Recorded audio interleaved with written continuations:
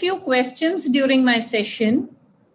So what you can do is you can interrupt in between and you can unmute yourself and tell me the answer. I know there'll be a lot of noise because अगर तुमको answer आता है और तुम्हारे साथ 10 और लोगों को आता है तो सब लोग एक साथ बोलेंगे. I won't mind that at least for the today's session. मैं बहुत कम टाइम दूंगी आपको आंसर देने के लिए.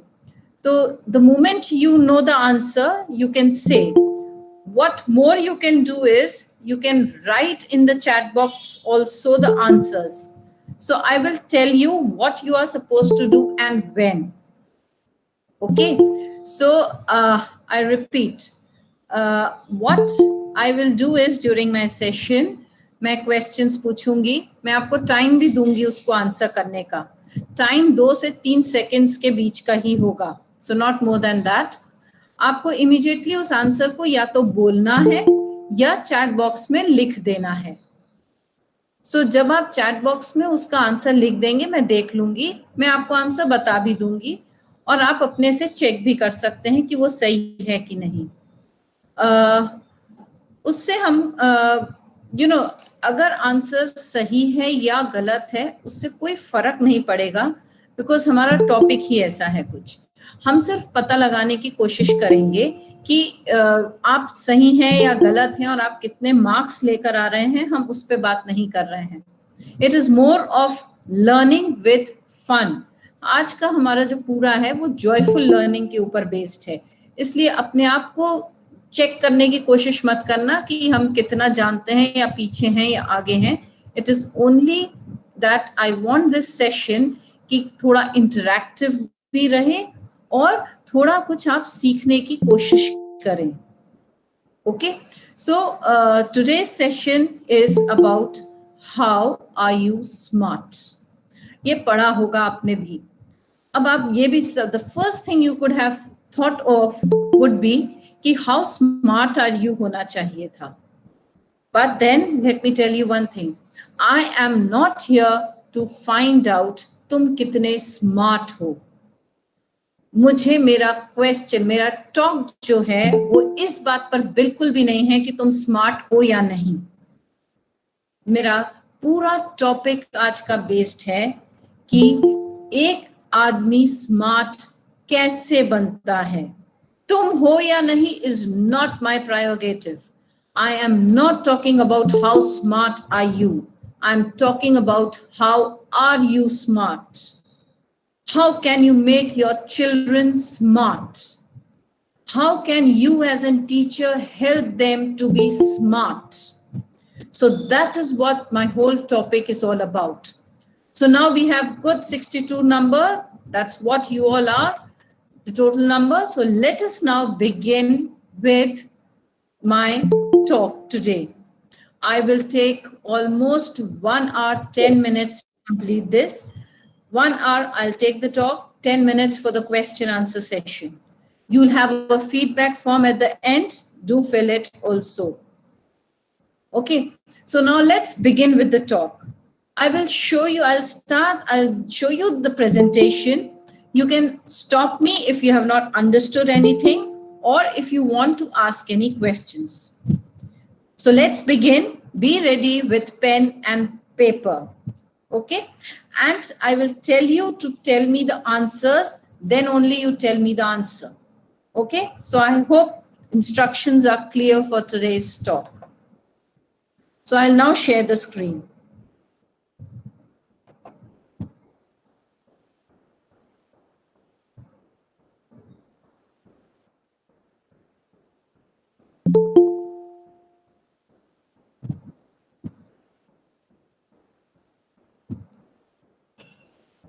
Can you see?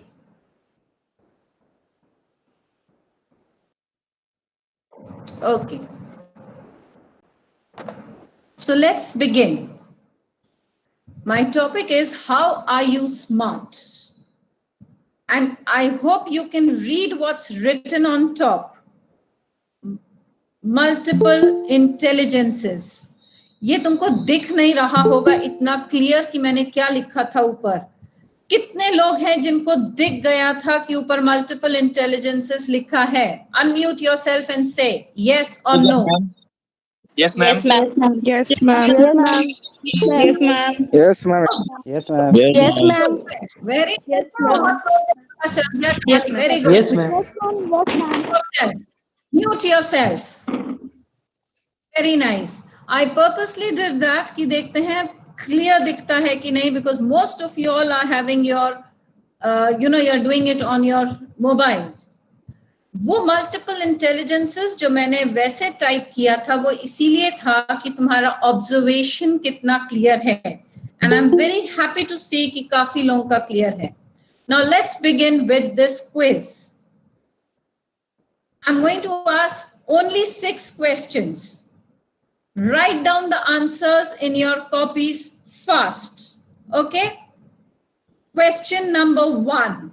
Who is the President of India? I hope लिख लिया होगा अब तक answer. Who is the Vice President of India? Easy ones, तो इसलिए अब तक लिख लिया होगा अगर आता है तो. Number 3.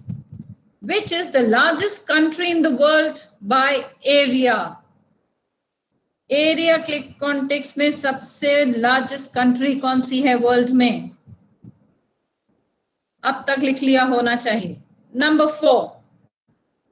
Which is the largest country in the world by population? जनसंख्या के हिसाब से बताइए. Very nice. 5. What is the full form of UNICEF? Okay. I think अब तक लिख लिया होगा if you know. Number 6. The first Nobel Prize was awarded in the year. Tell me the year. So just write the year. 18 whatever, 19 whatever, 2000 whatever. Whatever you feel like the answer. Very good. So quiz हो गई. 6 questions. You have already. Now let's see the answers. Check your answers. President All of are India, correct, ma'am. Nath Kovind. Yes. Vice President is Venkaiah Naidu. Area wise, largest country is Russia. Population wise is China. UNICEF का full form है United Nations International Children's Emergency Fund. And Nobel Prize first was awarded in 1901. Yes, ma'am. Right. Now, some of you must have got 6 on 6. Yes, ma'am. Anybody 6 on of 6. 6? 6 of 6, ma'am. Very good. Who else? 5? Yes, ma'am. Very nice. Yes, ma'am. 5. Yes. Very good. और किसी को 4, 3, 2, 1 और हो सकता है किसी को 0 भी आया हो. Yes, ma'am. 4. 4. कईयों को 0 भी आया है, 1 भी आया है. No, My ma'am. question is, if somebody is getting 1, 2 या 3 and somebody who scores 6, do you Yes, think जिसको 1 मिला है या 2 मिला है या 3 मिला है are less intelligent than the people who have scored 6? Can we say that? No. Exactly, no. You can see on your screen there are a lot of people, their photos. We have Tagore, we have Hussain, we have Pandit Ravi Shankar, Mother Teresa, Dhoni, and all these people. They all have done very well in their respective fields. But then, if you ask what is gravitational force to Hussain, I'm sure he may not be able to answer. और अगर आप धोनी से बोलिए कि गीतांजलि जैसी poem लिख दीजिए, तो आई एम श्योर गीतांजलि जैसी पोएम धोनी या शाहरुख खान नहीं लिख सकता. They all are intelligent in their own specific fields. Therefore, we cannot say जो अच्छा स्कोर करता है, they are the ones who are intelligent. We want our students to be smart. Let's see, are you smart? Can you make your children smart? S with simple, M with memory, A with articulation, R with reasoning, and T with training.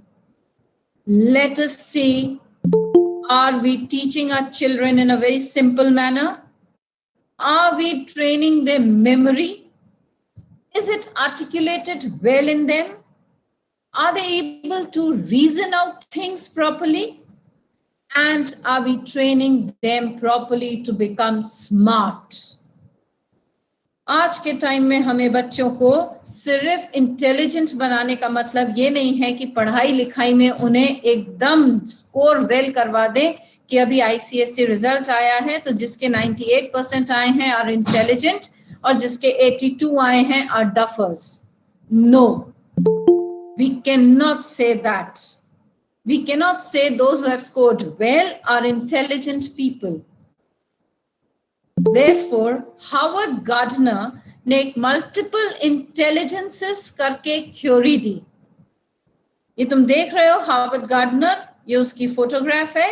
The centre person who standing नीचे वाली photo में, he is Harvard gardener, a psychologist and a professor at Harvard University's Graduate School of Education. Howard Gardner ने एक theory दी और वो theory थी multiple intelligences की. उसने 2 बुक्स लिखी, तुम दोनों बुक्स को देख सकते हो. फ्रेम्स ऑफ माइंड जो थी the theory of multiple intelligences पर, और उसके बाद आई इंटेलिजेंस रीफ्रेम्ड. हार्वर्ड गार्डनर ने मल्टीपल इंटेलिजेंसेस थ्योरी दी और ये कहा 1983 में, सोचिए ये आई थी, और इसके हिसाब से इंटेलिजेंट का मतलब वो नहीं होता जो स्कोर ज्यादा करता है, जिसके मार्क्स ज्यादा आते हैं.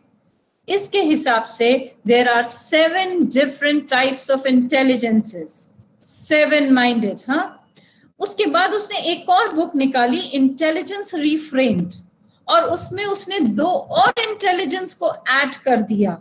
सो टोटल इंटेलिजेंसेस हैं 9.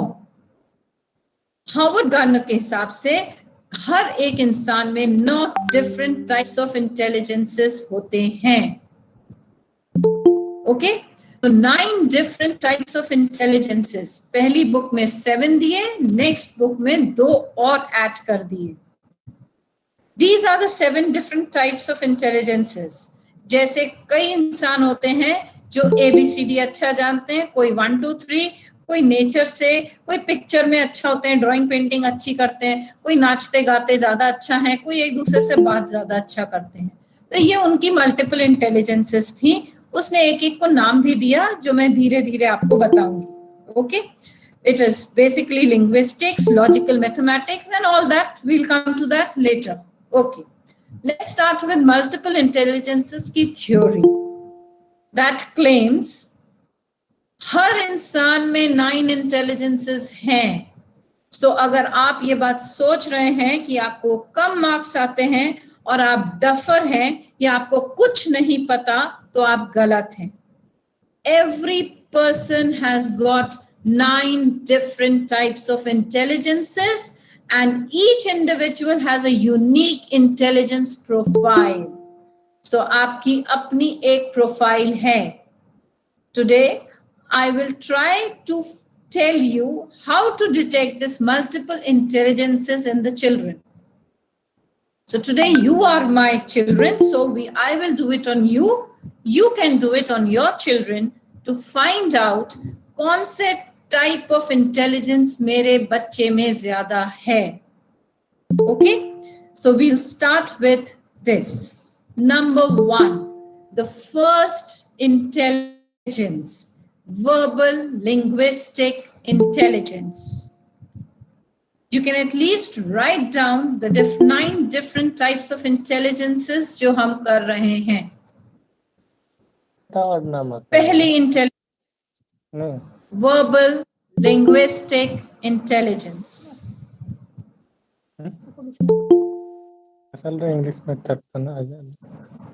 Now, what is it all about?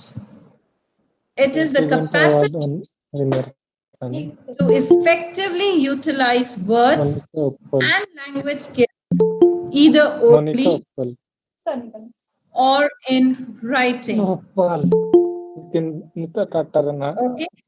Somebody kindly mute yourself. थोड़ा म्यूट कर लीजिएगा. Okay. Now, here you can see it is the capacity to effectively utilize words and language skills either orally or in writing. So, now you can see the photographs here. Stephen Covey, इसने बहुत सारी books लिखी हैं, जिसमें best selling इसकी book रही है the 7 habits of highly effective people. Very famous book. Mahadevi Verma, I think needless to say about her, you all know Mahadevi Verma कितनी eminent writer रही हैं अपने टाइम पर. And then you have so many writers जिन लोगों ने beautifully लिखा है. I think Tagore is one of them.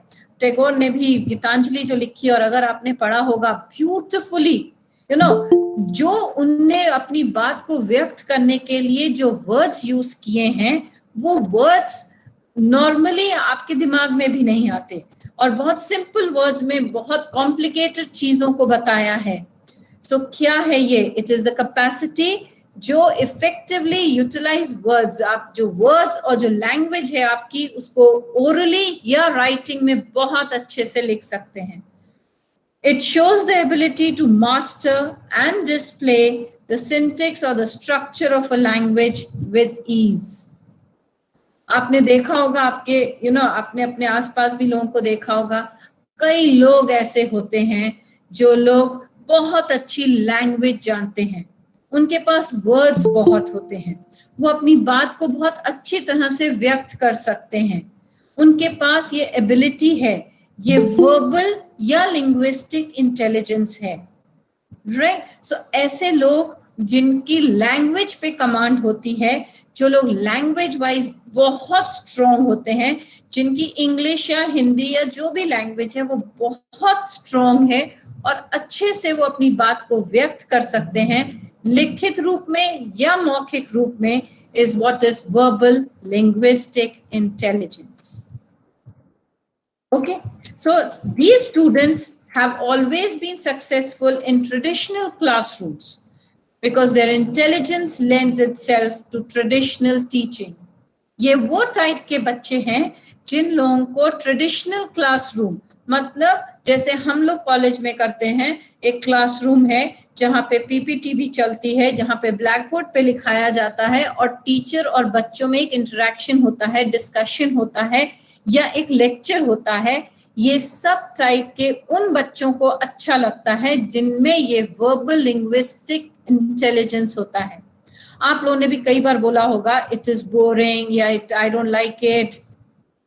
That shows that you do not belong to this type of intelligence group, because इस group के बच्चों को ये अच्छा लगता है, वो टीचर की बोली को सुनते हैं, टीचर से वो नए वर्ड्स भी सीखते हैं, और उन्हें ओरली या लिखित रूप में जब समझाया जाता है, they enjoy because they love words, they like language.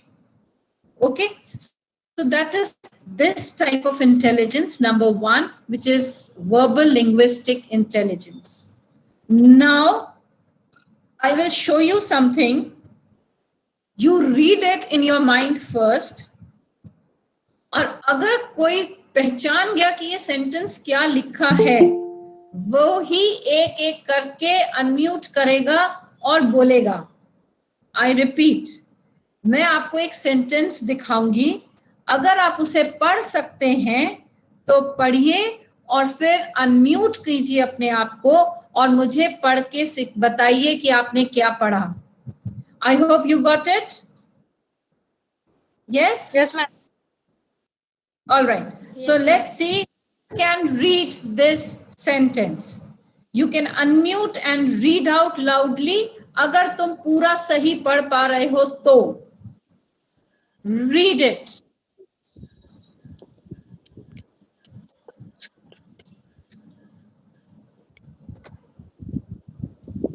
ability to concentrate on the problem is a constituent part of the success of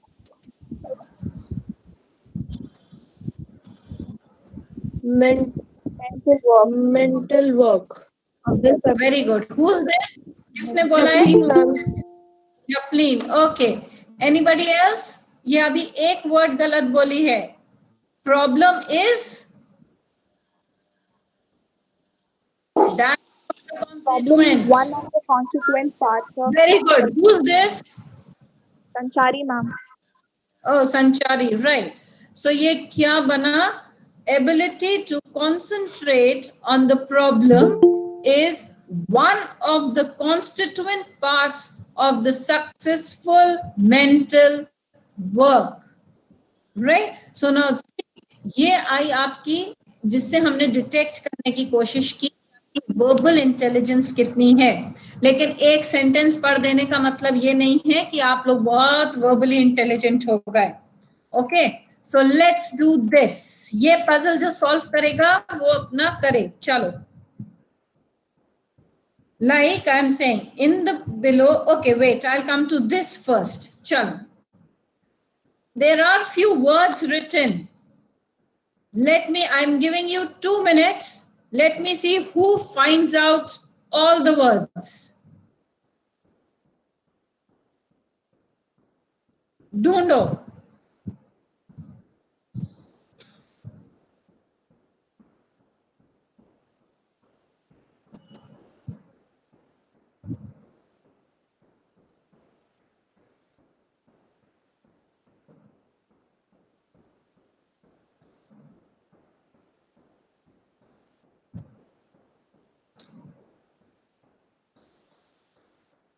किसी ने अभी तक 10 ढूंढ लिया?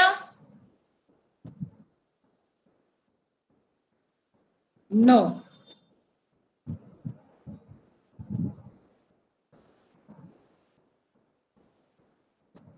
Anybody who has searched 10 up till now?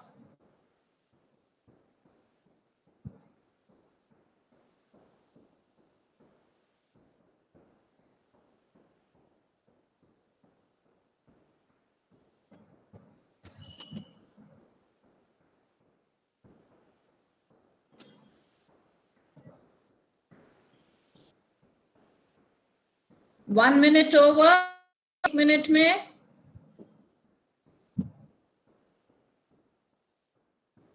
Not yet.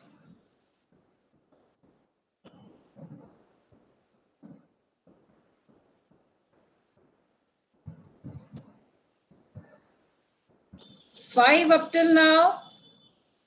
Yes, ma'am. 7. Ma'am, 7. Yes, ma'am. Yes, ma'am. 8 हो गया, 9. ma'am. Yes, ma'am. 9. Yes, ma'am. 10. Anybody with 10? Yes, ma'am. Good. Right? Now see, I can understand most of you all are on your mobiles. Chota dikhta hai, but that is why I did not enlarge it. How well you can glue yourself into the mobile and search for the words. So you got the words. Chaliye, next. There is a sentence here.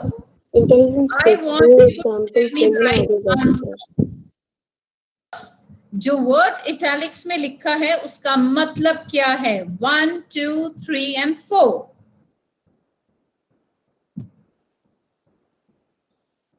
Accidental. Okay. Anybody else?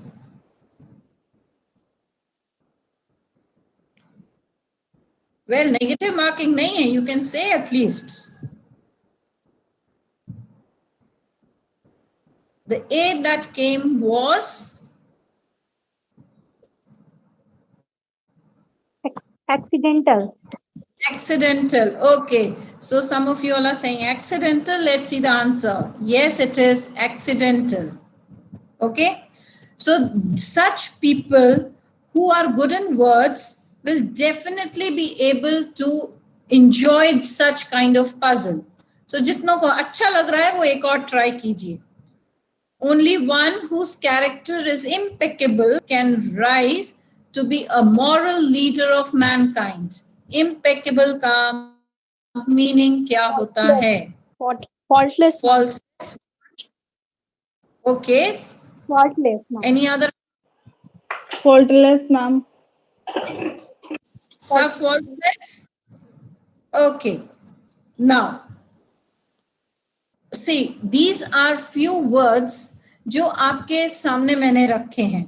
हो सकता है because this is virtual, आप इसका word dictionary में देख के मुझे बता रहे हो या अपने मोबाइल पे ही चेक करके मुझे इसका आंसर बता रहे हो. The problem is not how you are coming to the answer. The thing is how interested you are to know the answer. How much interested you are. That is important. So verbal जिनका strong होता है, ये verbal linguistic, वो किसी न किसी तरीके से they try to find out and they learn. So it is indeed faultless. So we try to find out the meaning. So all those who have this type of intelligences will be eagerly, learning to learn more words, to know more. Okay, so now another. What according to Gandhiji is the quintessence of virtue?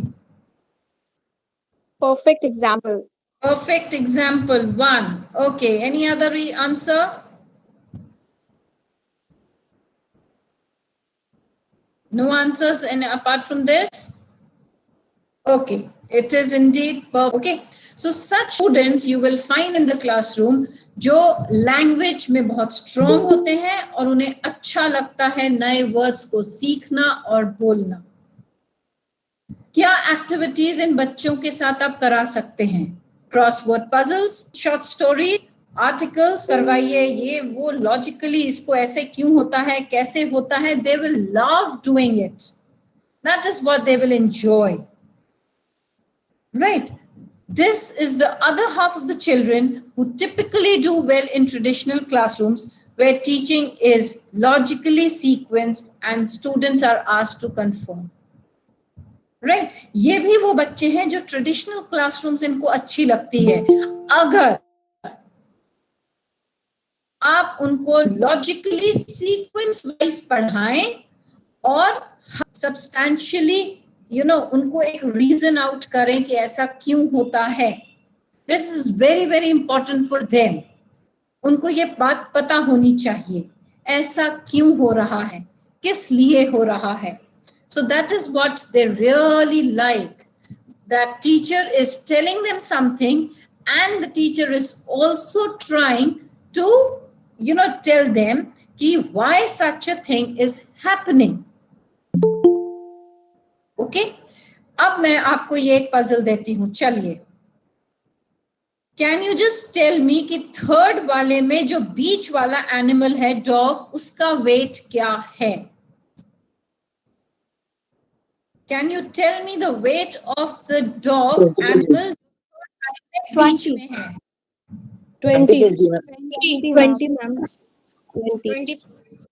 20 ma'am. 20 kg. Oh, very nice. काफी लोग पहुंच गए 20 kg पे. Right. So how you have calculated? I am not asking that. I'm not even bothered what formula you have applied. But logically you thought कि अगर पहला है और this plus this है तो you may have divided it by 2 coming out to be 60. तो उस हिसाब से आपने लगा लिया होगा एक inference कि क्या हो सकता है उसका weight.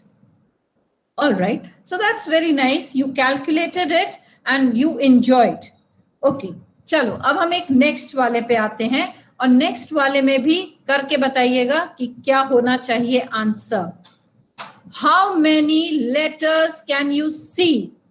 How many letters can you see from 0 to 9? कितने हैं? Check. 5. Yes? 5. 6. 5.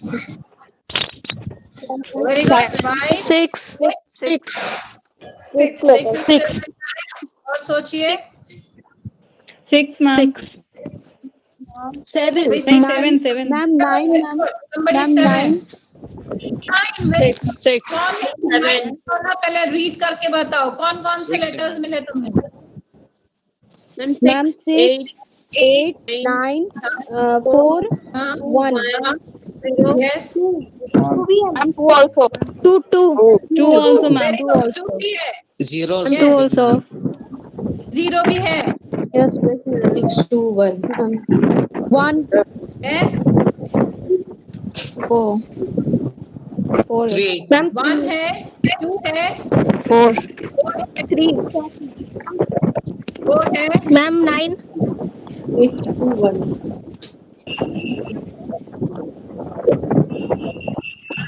9 है, 9, 4, 6, 8, 2, Ma'am, 6, 8, 9, 2, 4, 1. 0. 0 3, 0. Ma'am, 0, 1, 2, 3, 4, 6, 8, Right. 9. Okay, correct. Anybody who got 3 and 3 is 5? there. Three is there. 3. Yes, ma'am. 3. Yeah. Yes, ma'am. Okay, you can take a screenshot of this, enlarge करके घर बैठ के ढूंढ के मुझे बताना कि 5 कहीं मिला कि नहीं. Okay, till then I'll accept all your answer. Okay, चलो, so let's proceed. Let's quit another one. यहाँ पे आपको कुछ numbers दिख रहे हैं. 2, 4, 6. Six. Listen to my question first. 6 is incorrect. Listen to my question first. इसका क्या है? नहीं है ना. नहीं, 6 गलत आंसर है क्योंकि क्वेश्चन ही नहीं बोला है. पहले क्वेश्चन को सुनिए, mute yourself and listen to the question correctly, carefully. On your screen are 5 numbers given and there is a question mark also there. Question mark की जगह कौन सा एक अल्फाबेट आएगा जो एक बहुत कॉमन चीज को रिप्रेजेंट कर रहा है? ये नंबर्स कुछ बहुत कॉमन चीज को रिप्रेजेंट कर रहे हैं. See it in your daily life. F, ma'am. हाँ, F. F. Why F? Because ma'am 6 का जो अल्फाबेट में उसका वैल्यू होगा, F का वैल्यू 6 होगा. Okay, but that's again incorrect because 1, 2 जिस ऑर्डर में लिखा है वो ऑर्डर को देखिए. 1, 2, 3 and 4, 5 के नीचे क्या आएगा? ये एक बहुत कॉमन सी चीज है जो आप डे टू डे लाइफ में बस में आते हैं, ट्रेन में आते हैं, ट्रक में आते हैं, गाड़ी चलाते हैं. Very common that you see in the cars, in your buses. Very common thing. Reason out. Think about it. Ma'am, F. F is incorrect. S. S. Yes, Why ma'am. S? Why S? X, ma'am. X. No. Ma'am, Z. Why Z? Radius. Because zigzag pattern is there, ma'am. No. Ma'am, P. R. P. Why P? Feet. Why R? Ma'am, R. Why R? Is the pattern of the car's brake? Maybe. Reverse. Very good. Who's this? Admin, ma'am. Shadmin. Okay. Now see here. Why R? This is a pattern of the gear. Car में Yes, gears ma'am. होते हैं. 1 ऊपर, 2 नीचे, 3 ऊपर, 4 नीचे, 5 ऊपर and reverse नीचे. So logically we have to think about the pattern. So okay. Next. Now this is what I would like you all to do. In a certain language, pre, nat, bis means smoking is harmful. Walk, door, nat means avoid harmful habit. And door bis yet means please avoid smoking. Which of the following means habit in that language? I'll give you some time to solve this.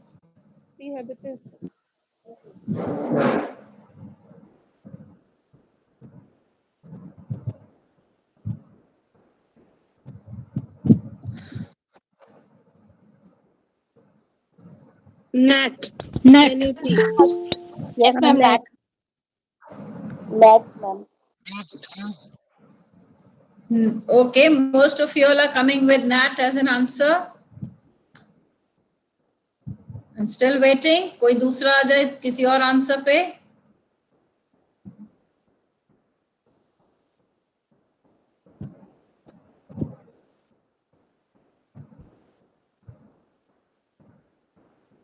Anybody else who has come with some other answer? क्या answer आया? Option A. Ma'am, is it Option walk? D. Option A walk? Walk. Option A. कईयों का वॉग आया है, किसी का NAT आया है, किसी का नन ऑफ दीज आया है. Okay. Ma'am, Nat. NAT nat? Yes, ma'am. Yes. Okay. Ma'am, none of these. So किसी का वॉग है, किसी का A है, किसी का B है, किसी का D है. Let's check the answer. क्या है? It is walk. Okay. Now कैसे आया आप अपने देखिएगा. Now let's see. We have done so many of this where some people actively participated in this. Some of them actively participated in verbal. कई actively participate कर रहे हैं in this. कई common होंगे जो उसमें भी थे और इसमें भी हैं. इसीलिए I said कि जरूरी नहीं है कि किसी एक आदमी में एक ही टाइप की इंटेलिजेंस हो. एक इंसान में 2, 3 या 5 या सारी 9 की 9 इंटेलिजेंसेस हो सकती हैं. So this is what we try to find out in children. Okay. Now we come to the next type of intelligence. Visual spatial intelligence. I'm sure you will love this also. Harvard gardener ने कहा है कि ये उस type की intelligence है जिसमें बच्चों को देखना बहुत अच्छा लगता है, वो ऑब्जर्व बहुत अच्छा करते हैं. तो it is the capacity to perceive the visual spatial world accurately and perform transformation upon those perception. Gives one the ability to manipulate and create mental images in order to solve problems. Think of 3 dimensions and duplicate inner or outer imagery. मतलब ये वो type के लोग होते हैं जो observe बहुत अच्छा करते हैं, जो मेंटली हर चीज को, कोई क्वेश्चन आता है तो उसे मेंटली सॉल्व करने की कोशिश करते हैं, अपने दिमाग में एक इमेज बना लेते हैं, right.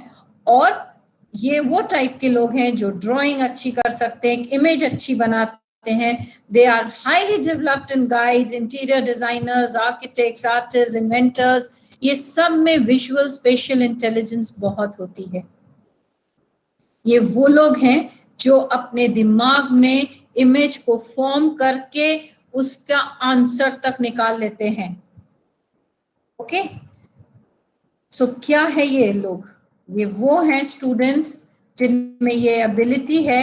They keenly perceive colours, lines, shapes and forms, space and the relationships that exist among these elements.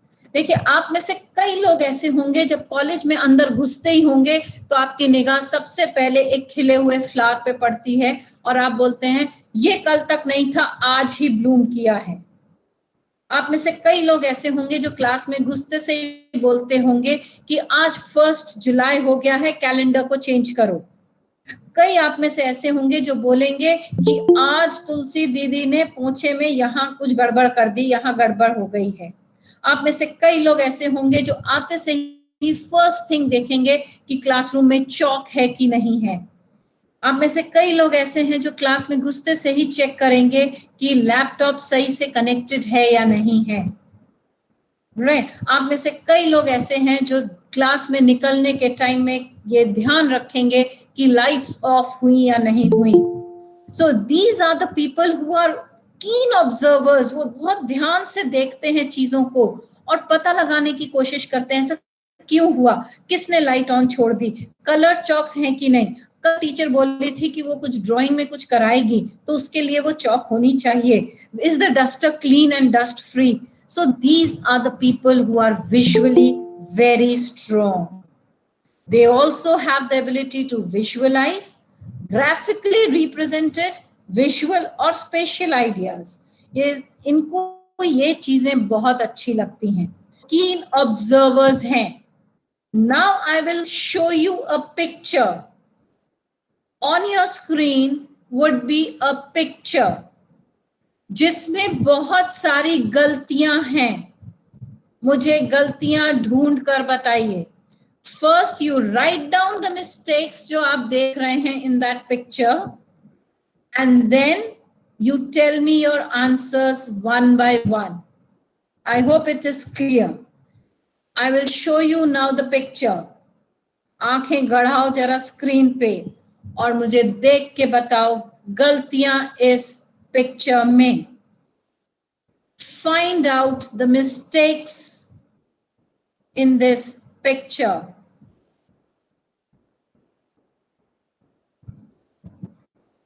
Find out the mistakes.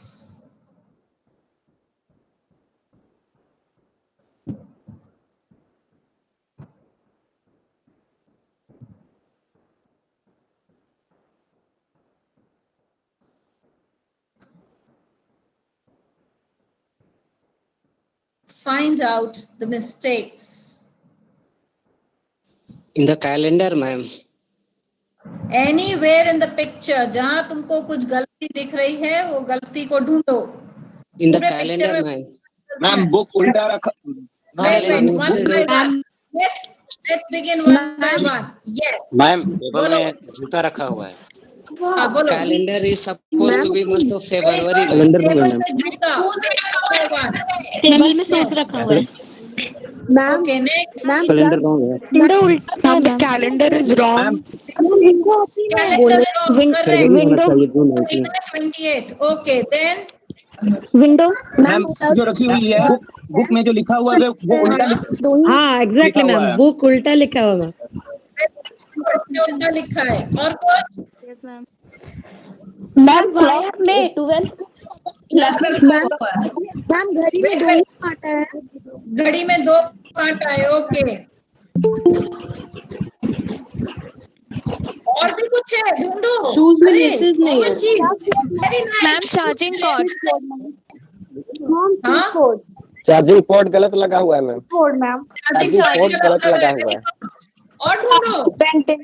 Number of 4 ma'am window उल्टा है। टाइटल बैक साइड है। विंडो क्लोज है लेकिन sunlight आ रहा है। Very good. और देखो table का पैर ही नहीं है। अभी तक किसी ने मैम क्लॉक का डायल में सिर्फ 10 11 है। Very good. क्लॉक के डायल में सिर्फ 11 है। 12 सिर्फ 11 है। Very nice. मैम शू में जो होल्स है वो लेफ्ट साइड में कुछ और है, राइट साइड में कुछ और है। 5 and 6 है। Very nice, very good. Ma'am plug में भी 3 रहता है, उसमें 2 ही है। 2 ही है, right. Very good, yes. Ma'am book का टाइटल बैक साइड लिखा है जबकि फ्रंट में होता है। फ्रंट में होता है, यस। ना अगर ये क्लियरली देखते जाओगे तुमको और भी मिस्टेक्स मिलेंगी। जून में जैसे 28 डेज दिख रहे हैं, ये किसी ने नहीं बताया कि शैडो नहीं पड़ रही है कैलेंडर पे, जबकि from the calendar onto the table you can see that here, right? जबकि सनलाइट है, ये किसी ने नहीं बताया। शू बता दिया, क्लॉक बताया, the plug has rounded sockets जबकि स्क्वायर है। बुक का टाइटल रॉन्ग है। ये भी नंबर 7 कोई नहीं बताया. Calendar has 5-day week instead of 7-day. Can you see that? किसी ने नोटिस नहीं किया? Right? So the more you see, the more mistakes you will get. Okay? So keen observers कौन हैं? So we try to find that out. Now I'll show you another picture. Okay? Tell me the differences here. So again, glue your eyes onto your screen. You'll get very less time again. Tell me the difference. हलवा बच के हम नहीं खाने सकेंगे. Okay. Come on. Tell me the differences. Ma'am left side में जो tree है उसकी डार्क ग्रीन वाली लेफ्ट साइड में नहीं है. एंड दो ट्रीज के बीच में जो आइलैंड है उसके ऊपर भी ट्री नहीं है. मैम एक माउस स्माइल कर रहा है, एक नहीं. लेफ्ट साइड में रॉक रखा है, राइट साइड में फ्लावर है. Branch is missing. Ma'am left side में पेड़ अलग grass is missing. Grass is missing. एक लंबा है, मैम एक का ग्रीन है और इस तरफ ग्रीन है. मैम नीचे में एक बुश कम है. लेफ्ट में बुश नहीं है, राइट में बुश है. नदी के उस पार पेड़ है. राइट. एक क्लाउड मिसिंग है. लीफ नहीं है. फ्लावर व्हाइट वाला नहीं है. क्लाउड मिसिंग है. फ्लावर व्हाइट वाला नहीं है. मैम ट्री में राउंड करके है, राइट साइड में, लेफ्ट साइड में नहीं है. Oh, wonderful, wonderful. मैम खुला है, मुंह बंद है. मैम ट्री में नहीं है. एक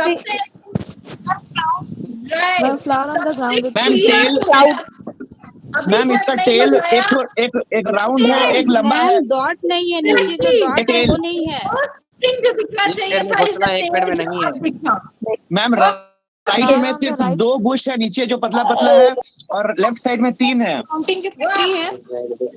White flower on the left hand Very side. keen observant my classes, no doubt. हम लेफ्ट साइड में व्हाइट कलर का फूल नहीं है, राइट साइड में व्हाइट फूल है. Let us switch on to the next and let me know. Correct? चलिए, find out the difference. There are 12 differences. जरा ढूंढिए और बताइए. मैम राइट साइड में जो लीव्स है, लेफ्ट साइड में 2 ही लीव्स है. Ma'am okay. मैम उसकी टेल में डिफरेंस. मैम नीचे में जो मैम उसके टेल में डिफरेंट है. टेल में एक लाइन है लेफ्ट साइड वाले में, राइट साइड वाले में टेल में लाइन नहीं है. ठीक है, फाइन. और बोलो. टेल के ऊपर जो बुश है वहाँ पे एक बुश मिसिंग है राइट साइड में. करेक्ट. मैम एक लाइन है. बटरफ्लाई के लेफ्ट साइड में एक लाइन है, वो लाइन नहीं है. बुश के ऊपर एक बुश, टेल के ऊपर एक बुश है, उसमें भी लाइन मिसिंग है. Correct. Oh God, very nice. So you are able to detect and find out the differences. और देखोगे अभी और मिलेगा. टेल के नीचे भी एक नहीं है बुश, फ्लावर कम है. You know, ये सब तुमको बहुत सारी चीजें यहाँ दिख जाएंगी. So there are 12 differences in this. I think 10 तो तुम लोग बता ही चुके हो. So that is really good. How keen observers you all are. Okay. There is one white spot missing in the wolf. Yes, correct. So that also you can see that white spot missing. Fine. Chalo. Now we'll start with the next type of intelligences, that is bodily kinesthetic intelligence. ये वो type के intelligence होते हैं जो वो बच्चों में पाए जाते हैं जो एक जगह बैठ नहीं सकते. ये लोग कूदते फांदते रहेंगे, इधर से उधर, उधर से इधर. जैसे तुम्हारी क्लास में 5 मिनट की ब्रेक में कई ऐसे बच्चे हैं जो पानी पीने जरूर जाएंगे, चाहे प्यास लगे चाहे नहीं लगे, क्योंकि जब तक ये वाटर कूलर के पास नहीं जाएंगे, 10 लोगों के साथ हा हा ही नहीं करेंगे, सेकंड ईयर्स के साथ मिलके बात करेंगे, और फिर नाचते गाते कूदते फांदते बुक वापस लाइब्रेरी में करते हुए क्लास में आएंगे on time, They are the ones who have this bodily kinesthetic intelligence. They are the ones. They are real good actors, athletes, and dancers. Please mute yourself. Once you have answered, mute yourself. Okay. It is the capacity to use one's whole body to express ideas and feelings. ये वो लोग हैं जो अपनी body का use करते हैं अपने फीलिंग्स को बताने के लिए. They use their hands to create or transform things. जैसे पेंटर्स, मैकेनिक्स, स्कल्पचर्स, सर्जन्स, ये सब में बॉडीली किनेस्थेटिक ज्यादा होता है. They are highly developed in performing artists, sports person, craftsmen. ये सब इन लोगों में बहुत अच्छा होता है. So ये वो लोग हैं जो बॉडी वाइज बहुत एक्टिव होते हैं. Okay, so this type of intelligence जो बच्चों में मिलेगा, they are the ones, students with this intelligence process knowledge through, ये knowledge कहाँ से लेते हैं? Learn by touching, manipulating and moving, like role play, creative. ये वो लोग हैं जो लोग इस तरीके से ज्यादा सीखते हैं, राइट? ये रोल प्ले से सीखते हैं, ये क्रिएटिव मूवमेंट से सीखते हैं, ये गेम से सीखेंगे, इनका हैंड्स ऑन टास्क होना चाहिए, ये कुछ बना के सीखेंगे, बिकॉज ये एक जगह बैठ के नहीं सीख सकते. जैसे I told you, verbal linguistic वाले जो लोग हैं, they learn more by sitting in the classroom. Mathematical, logical also, they learn by sitting in the classroom and they go by logical way. But these are the children who do not go by that. They are the ones जो अपने body को movement से सीखते हैं. So, you know, some people are like that. They learn like this. These children were often labeled as overly active in traditional classrooms. क्योंकि हम इनको बोलते हैं कि बैठो और पढ़ो, which they cannot. तो हम उनको बात कर देते हैं कि they are overly active. So these are the children you can easily detect in the classroom कि उसको bodily kinesthetic intelligence है. Okay? So ये लोग क्या कर सकते हैं? They have this strong है. कुछ movement games करवाइए उनसे, role play करवाइए, drama करवाइए, vocabulary activities करवाइए, facial expression के कुछ games करवाइए, राइट? या कुछ एथलेटिक फैसिलिटीज अगर अवेलेबल हैं, स्पोर्ट्स वगैरह, तो उस सब में कराते हुए आप इन्हें कुछ ना कुछ सिखा सकते हैं. Okay, now I will show you a picture and you have to tell me what facial expression ये आदमी का दिख रहा है. Like you can see it in this picture. Confused. Can you Confused. confused? Okay. confused है. Confused. Confused. Okay, confused. चलो next photo देखिए, बताइए इसका क्या है, right?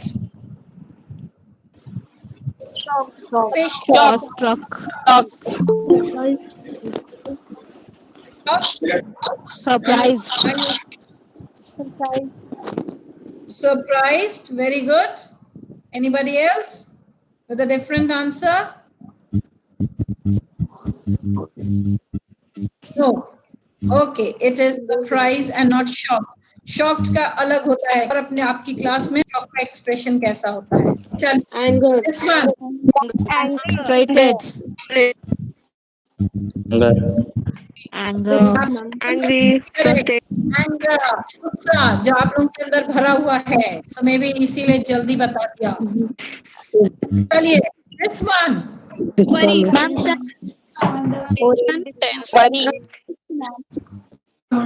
Tired.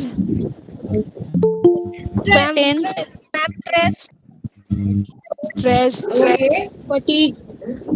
Tired, stressed, tension, fatigue. Fatigue कैसा नहीं होता? Fatigue is थकान. It is not थकान.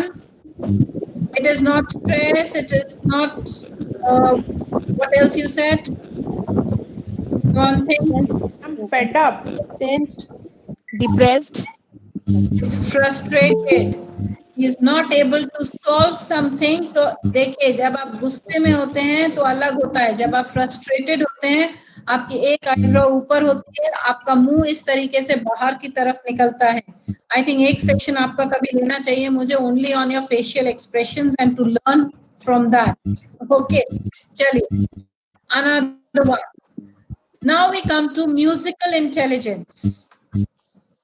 म्यूजिकल, ये वो लोग होते हैं जिनको म्यूजिक अच्छा लगता है और ये म्यूजिक से सीखते हैं. अब आप इनको टैगोर की गीतांजलि पढ़ाइए और वर्ड बाय वर्ड बताइए, इनको अच्छा नहीं लगेगा. आप इन्हें गा के सुनाइए और बताइए, they will enjoy your class. आप उनको बोलिए 2 1 2 2 2 4, इनको अच्छा नहीं लगेगा. इनको अच्छा लगेगा जब ये गा के बोलेंगे 2 1 2 2 2 4. That way, they will love with music. It is the capacity with musical forms to perceive.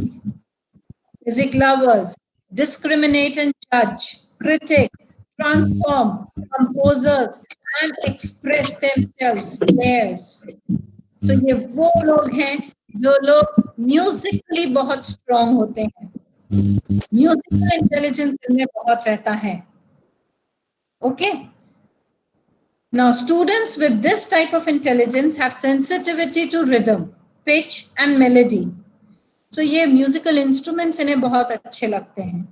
Such students learn through rhythm and melody, play musical instruments, may need music to study, notice non-verbal sounds in the environment, learn things more easily if sung, tapped out or whistled. I remember long back, I had a student in my method, English method, and in every demonstration class that he did in the class in our college, he always sung the poem. Like he took the poem, All Things Bright and Beautiful, right? And he sung the poem. He brought his guitar and on his guitar, he sang the poem. It was so beautiful. Students really enjoyed his class. Because ये musical जिनमें intelligence होता है, ये हर चीज को Musically डालते हैं. Maths को भी म्यूजिक में पढ़ाएंगे, साइंस में भी म्यूजिक डाल देंगे. And you will find children of this intelligence, they really enjoy ऐसी टीचर की क्लास जिसमें टीचर म्यूजिक से रिलेट करती है अपने सब्जेक्ट को. So you may find in your class students from this type of intelligence. Okay, it is easy to overlook children with this intelligence in traditional classroom. Traditionally हम music पढ़ाते, Musically हम उनको solve नहीं कराते कुछ, therefore they may not like. Okay, now see, now I will play a music and you have to detect. अभी भी कोई है जिसने म्यूट नहीं किया है, प्लीज म्यूट योरसेल्फ, नहीं तो ये साउंड तुम्हें सुनाई नहीं देगा. So just mute yourself. I will play the music. Identify the sound, the song. If you can identify the song, very good. Let me see if you can find out which song this is.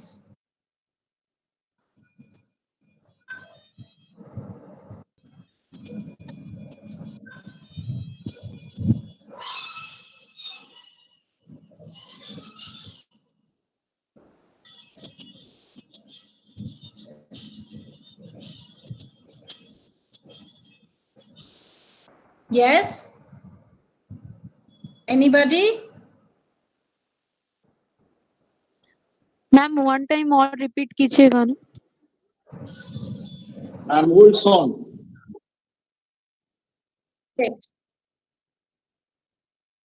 Mute कीजिए अपने आप को.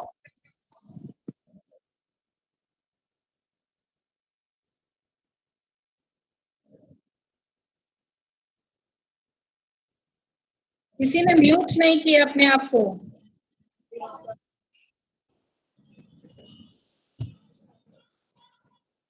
Now you got it. Okay? चलो. Okay. Yes, ma'am. अब मिला. चलो अब दूसरे में आते हैं. Right? Okay. Now identify this song. This is an English song.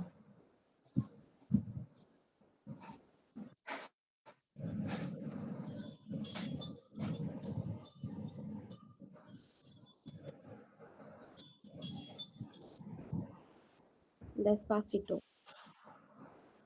Ma'am, Despacito.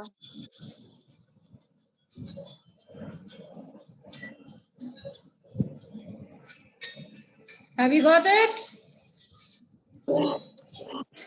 Yes, ma'am. Yes, Yes. Despacito. Yes, ma'am. कौन सा है? Ma'am, Despacito. Right, very good. Now you got that also. Very good. चलिए next पे आते हैं. We are not left with much time. Therefore, let's start with this type of intelligence. Intrapersonal intelligence. Intrapersonal intelligence, it is the capacity to understand oneself and to subsequently act adaptively. It may include the ability to have an accurate picture of one's strength and limitations, awareness of one's mood and motivation, and the capacity for self-discipline. ये भी तुम्हें कई लोगों में मिलेगा. अगर कुछ लोगों में बॉडीली कैनेस्थेटिक ज्यादा है, दैट मीन्स जो लोग बॉडीली कैनेस्थेटिक हैं, जो बहुत एक्टिव हैं, क्लासरूम में बाहर भागते हैं, जाते हैं, लाइब्रेरी तक जाते हैं, नीचे ऑफिस में जाते हैं, दे रोम अराउंड. तो ऐसे भी बच्चे होते हैं जो उस 5 मिनट में क्लासरूम में चुपचाप बैठते हैं और जो टीचर ने पढ़ाया है उसे रिकैपिचुलेट करते हैं, उसे देखते हैं उन्हें कितना समझ में आया, और नहीं आया तो वो टीचर के पास जाके पर्सनली भी कंफर्म करते हैं कि जो वो समझे वो ठीक है कि नहीं. They are the ones with intrapersonal intelligence. उनमें सेल्फ डिसिप्लिन बहुत है. दे आर द वंस जो अपने स्ट्रेंथ को, अपने लिमिटेशंस को पहचानने की कोशिश करते हैं और उसे स्ट्रॉन्ग करते हैं. सो इंट्रापर्सनल इंटेलिजेंस वो होती है. Students with this intelligence seem to be self motivating. हमें उन्हें बोलना नहीं पड़ता है पढ़ो पढ़ो पढ़ो, वो अपने ही पढ़ते हैं. Need their own quite space. उन्हें अपना अलग से एक अलग कोना चाहिए, शांति से बैठ के अपना काम करेंगे. Learn more easily with independent study, self-paced instructions, and individualized projects and games. ऐसे बच्चों को अगर हम बोलें कि जाओ लाइब्रेरी में बैठो और पढ़ाई करो, they will love that, they will enjoy, because उन्हें अपने अकेले में बैठ के पढ़ना उन्हें अच्छा लगता है. They will not sit with others and chit chat and waste their time. They will sit in their respective room or in their classroom or library and do the work. वो अपने सेल्फ पेस पे चलते हैं. Teacher पढ़ा रही है पर वो टीचर से पहले ही समझ गए तो वो अपना आगे का काम चालू कर देंगे. सेल्फ पेस में रहते हैं. इनको ग्रुप वर्क दीजिए, इन्हें अच्छा नहीं लगता. इन्हें इंडिविजुअल प्रोजेक्ट्स दीजिए, इन्हें बहुत अच्छा लगेगा. इनको आप बोलिए तुम अकेले करके लाओगे, you will find them doing really fine, right? They will do it faster. Like in your classroom, we can easily make out that Abhishek is one of them. आप उसको एक काम दीजिए, वो कल करके आपको लाके दे देगा. He goes in his self-paced instruction. He will not wait कि कोई कर ले, उसका देखें फिर हम करें. He is self-motivated.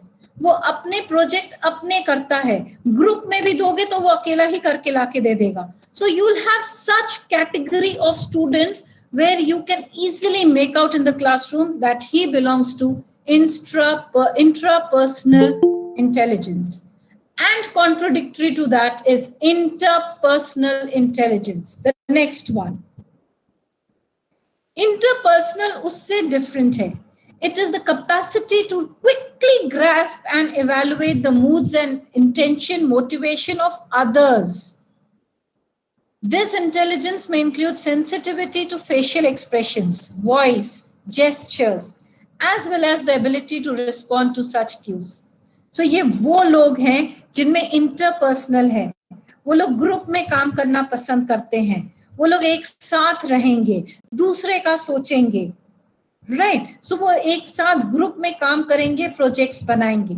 Students possessing this type of intelligence, they understand and care about people. They like to socialize. वो एक दूसरे के घर में जाएंगे और ग्रुप स्टडी करेंगे. Learn more easily by relating and cooperating. एक साथ बैठ के काम करेंगे. They are good at teaching to other students. खुद को समझ में आएगा तो 4 और लोगों को भी बिठा के समझाएंगे कि मुझे ये कॉन्सेप्ट समझ में आ गया, अब तुम समझो. These children are noticeably people oriented and outgoing and do their learning cooperatively in groups या partner. इनको एक साथी चाहिए, एक पार्टनर चाहिए, और उस साथी के साथ ये लोग बहुत अच्छे से काम करते हैं और बहुत आउटगोइंग हैं और अपना काम कर लेंगे. So ये लोग ग्रुप में काम करते हैं. हॉस्टल में ऐसे तुम्हें बहुत सारे लड़कियां मिल जाएंगी and you can see that they have this interpersonal intelligence. They can work in group. जैसे ही उनको समझ में आता है कि ये कैसे हो गया, वो फट से जाके 4 और लोगों को समझाएंगी, ये ऐसे नहीं ऐसे होता है, इसको ऐसे नहीं ऐसे बनाना है, टीचिंग और मॉडल ऐसे बनाइए, टीचिंग एड वैसे बनाइए. So they are the ones who help others. These children may have typically been identified as talkative because ये बहुत सोशल होते हैं और क्लासरूम में इनको जब तक ये दादी अम्मा बन के 4 लोगों को समझाएंगे नहीं, people will not like it. They themselves will not like it. So they are the real talkative people in the classroom. They will move around, they will tell everybody, they'll guide them, अपना भी काम कर लेंगे, साथ के बच्चों का भी कर देंगे. Teacher has written an answer on the blackboard, they will copy it very fast and then they'll go around, seeing कि तुम भी कॉपी ठीक से कर लो, तुम भी कर लो. So they will keep on helping others. So for them, small group work is really important. Team competitions होने चाहिए इन लोगों के लिए. रोल प्लेस कीजिए डायलॉग्स के साथ, they will love it. And peer teaching, एक दूसरे फ्रेंड्स को पढ़ाना, they will love doing this. The last 2 जो अब बच गए हैं आर द वंस जो हार्वर्ड गार्डनर ने एंड में डाला, द सेकेंड बुक में डाला.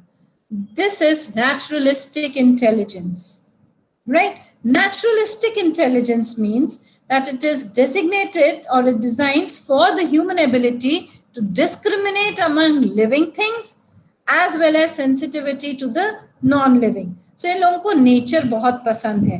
It also indicates one's love and sensitivity to nature and the environment. इनको ये nature बहुत पसंद आता है और ये nature के हिसाब से काम करते हैं. They are the ones. This ability was clearly of value in our evolutionary past. हमारे hunters, हमारे gatherers, हमारे farmers में ये ability या ये intelligence बहुत ज्यादा रही है. अगर नहीं रही होती तो ये nature को समझते भी नहीं और आज हम यहाँ तक अपने civilization को नहीं ला पाते. So जितने भी biologist हैं, geologist हैं या environmentalist हैं, इन सब में इस type की intelligence है. कई बच्चों को पत्थरों से बहुत पसंद लगाव है, पत्तों से पसंद है.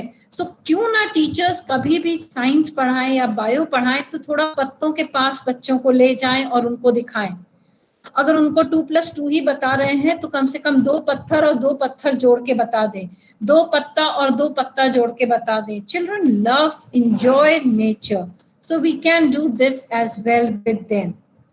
स्टूडेंट्स इनके जो जिसमें है ये इंटेलिजेंस है, दे लव आउटडोर्स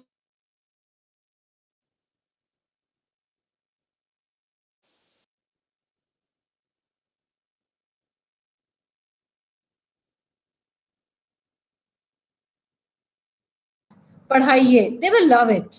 पत्तों से पढ़ाइए, टहनी से पढ़ाइए, फूलों से पढ़ाइए, एनिमल से पढ़ाइए, आउटडोर लेकर जाइए, ऐसे उनको stage चढ़वाइए, उतरवाइए. They will enjoy such adventure because they belong to this type of intelligence. Now I will ask you one question here. Identify this flower. Can you identify this flower? Anybody? It's a very common flower that you must have seen around. Hibiscus. No. Hibiscus. Carnation. नहीं, hibiscus थोड़ा different type का होता है, उसमें 2 लंबे निकलते हैं with polar निकल रहे हैं. Stigma. Right, stigma, correct. That is what. So this is carnation.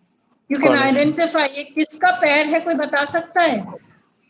ये किसका, कौन से एनिमल पैर है? paw, foot, footprint, foot. Lion man. Tiger. Cat. Lion. Okay, it is basically lion. Tiger का थोड़ा different होता है and cat का भी different होता है. You can go on the net and check the paws and you will find out, you will get to know क्या है. So these are different things, like children, they And the last type of intelligences that we are is existential intelligence. Mute yourself. It is the ability to recognize, uphold, share, and impart values. It is concerned with human living and not merely existing. ये उन लोगों में मिलेगी जो लोग हमेशा prefer करते हैं कि हर चीज जो हम सीख रहे हैं उसमें कोई ना कोई वैल्यू हो. बिना वैल्यू के हमारी एग्जिस्टेंस ही बेकार है. सिर्फ फिजिक्स, केमिस्ट्री, मैथ्स, बायो जान लेने से कुछ नहीं होता unless and until we value the things.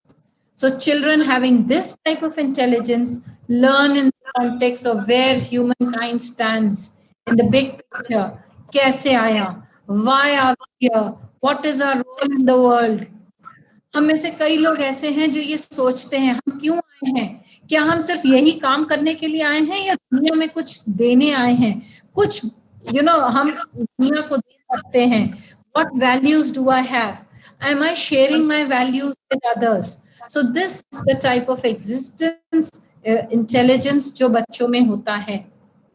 Now the essential question, as an educator, how can I most effectively incorporate this theory? MI is multiple intelligences की theory and technology into the curriculum to create an optimal learning experience. Okay, now, if I go by this, I stop my presentation here, I will go back maybe again. What I'm trying to tell you is there are 9 different types of intelligences जो Howard Gardner ने कहा. I again that you may find that these types of intelligences जो आप देख रहे हैं, जो आज आपने 9 different देखी, किसी में 1 है, किसी में 2 है, किसी में 8 है, किसी में 9 की 9 होंगी. हर एक में different types of intelligences मौजूद हैं. Our question is that is it exactly क्या हम as a teacher पढ़ा रहे हैं अपने topic को taking into consideration the different types of intelligences my students possessed? या मैं सिंपल चॉकबोर्ड मेथड में जाती हूँ, क्लासरूम में जाऊंगी, डायग्राम बनाऊंगी, एक स्क्वायर बनाऊंगी और बता दूंगी, एक रेक्टेंगल लाऊंगी और बना दूंगी और एरिया निकालना है तो area is equal to length into breadth, therefore if length is इतना, ब्रेथ इज इतना, calculate this, it has this is the normal way a teacher teaches. But a child who doesn't possess mathematical logical intelligence will never like your class.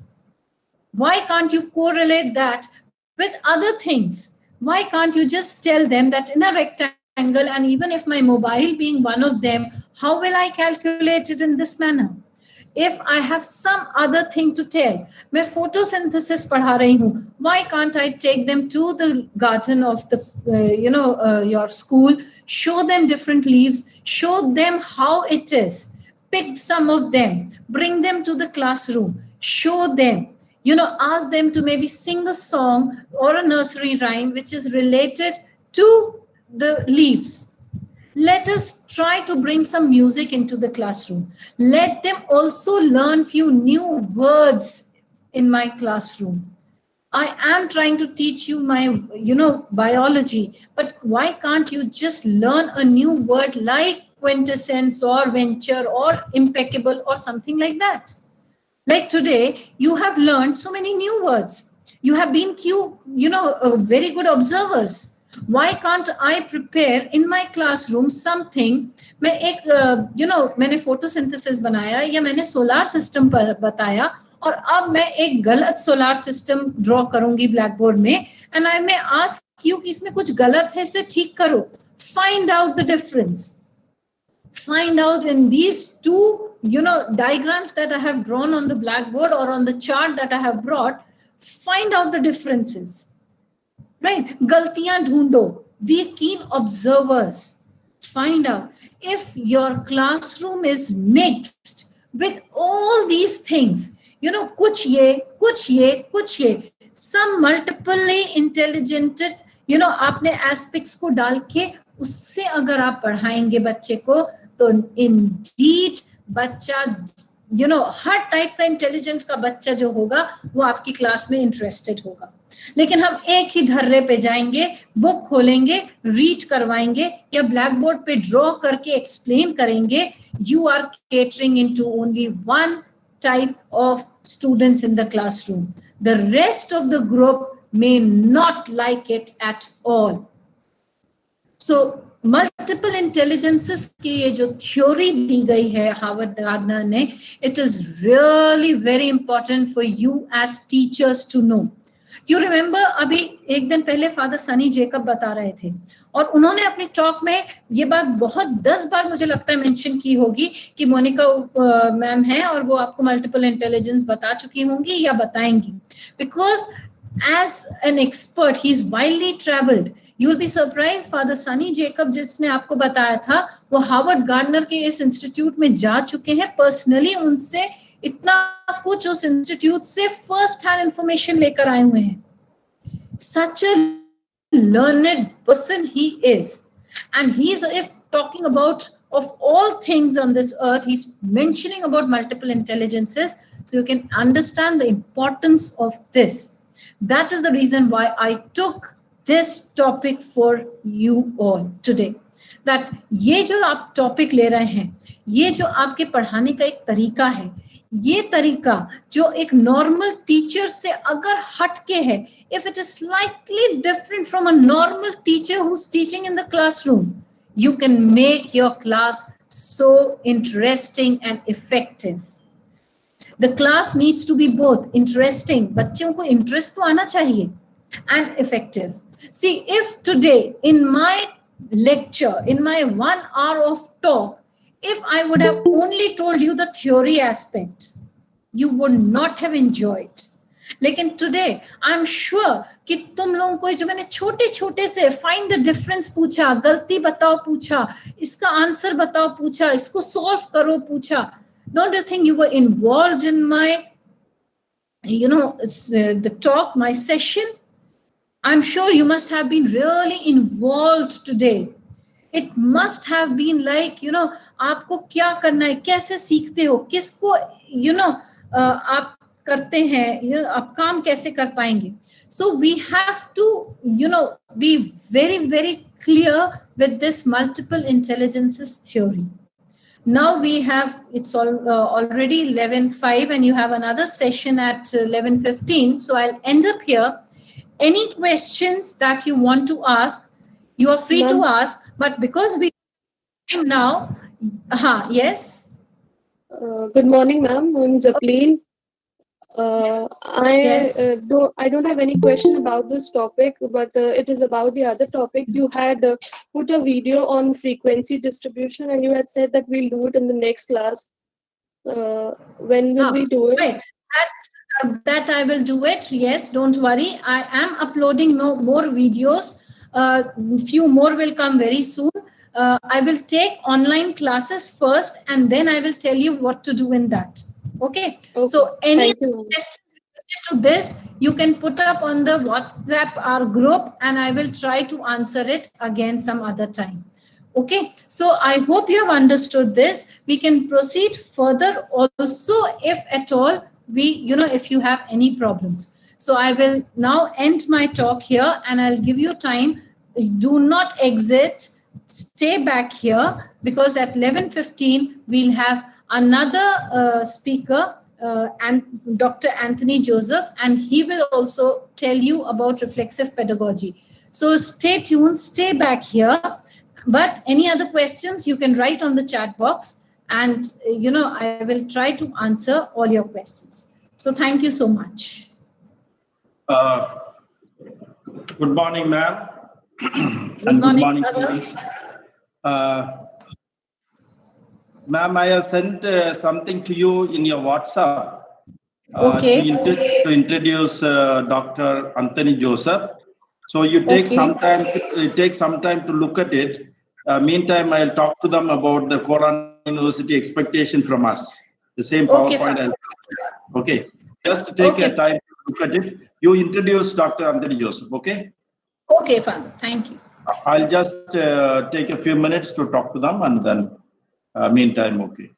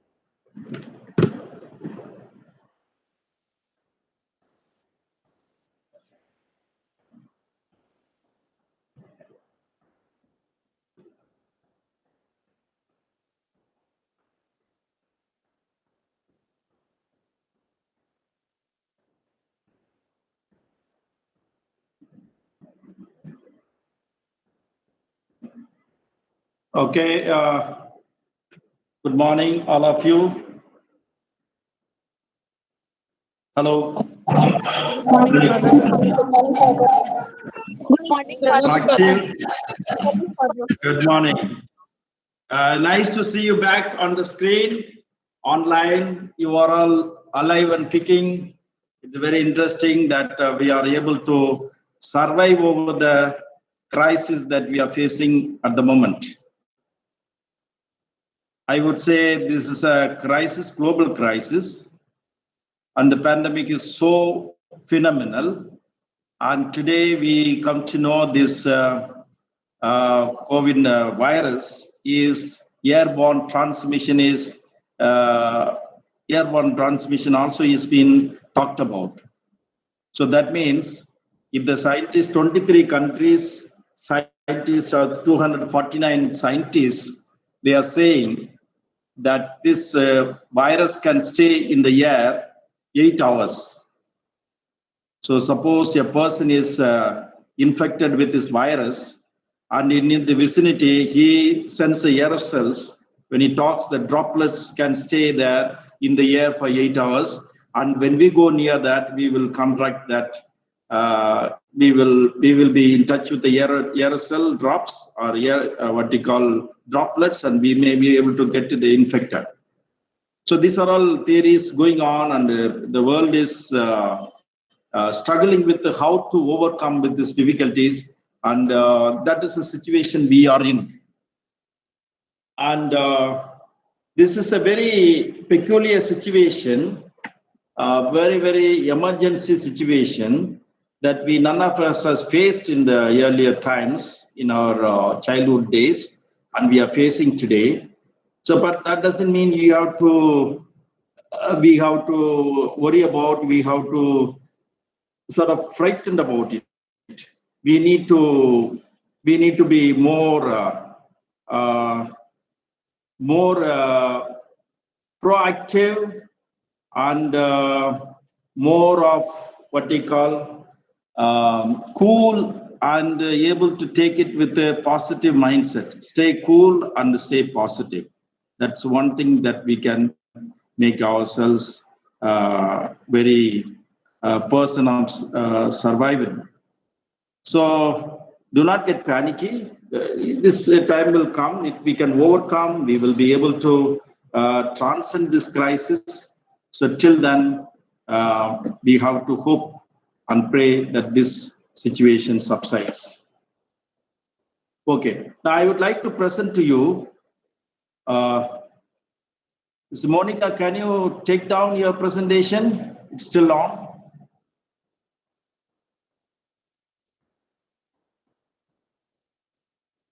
Is it off, Father? It's off. It's off. Okay.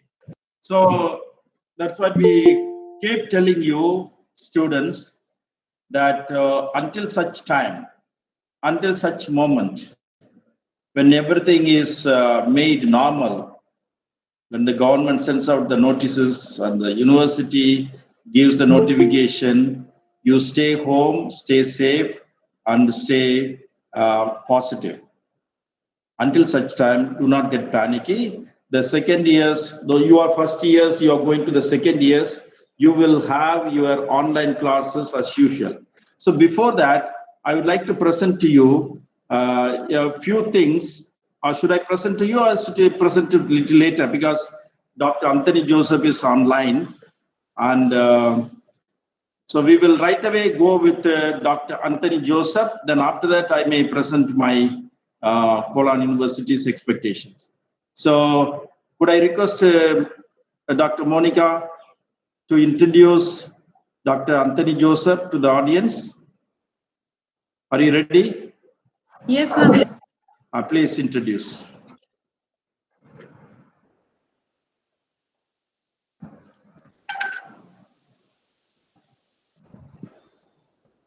So, go ahead.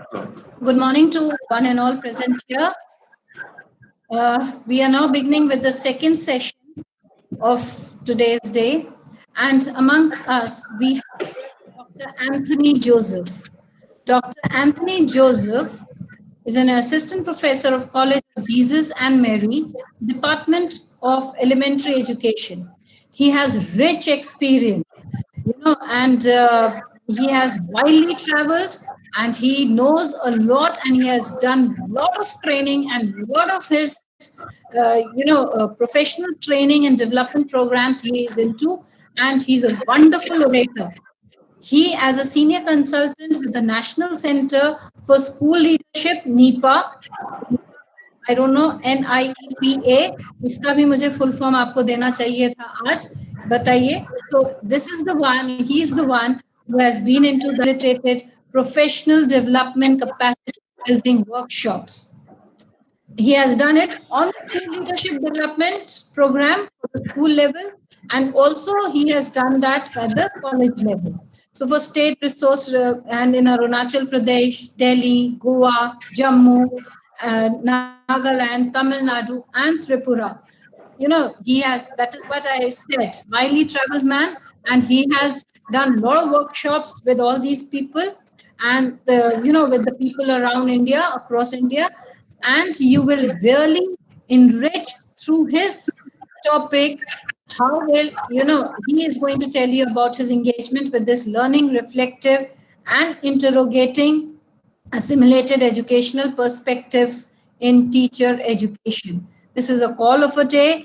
We need to find out what is happening, and he will reality based on this deliberation he's going to tell us. So I will definitely, will like you to be ready with your pen and paper, write down notes, because he is one who's not easily available, and I really, thank for the principal to, asking these externals to be a part of our college, train our faculty as well as our students, so that you learn from such learned personalities. So now I welcome Dr. Anthony Joseph to please start his talk. So over to Dr. Anthony.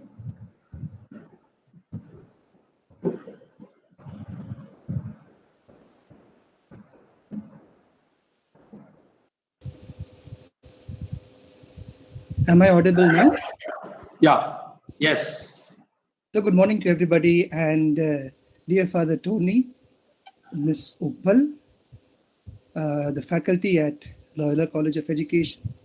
First of all, kindly accept my sincere congratulations to the entire team for reaching out, not only in an attempt to become professional, but also to spread learning and knowledge during this time. Apart from the many people turning towards gardening, cooking, and spending time with themselves, there appears to be a huge challenge, as it were, to also engage with professional learning. And in this regard, Father Tony has not only taken an extra step, I think he has taken a few extra steps in the right direction to involve each one of us in this process. Today, as I'm given to understand, I am offered nearly an hour and I am to understand that there will be some time for questioning as well. So I would not be able to look at my screen during the questioning. So somebody else will be doing that. And I will now start my brief presentation.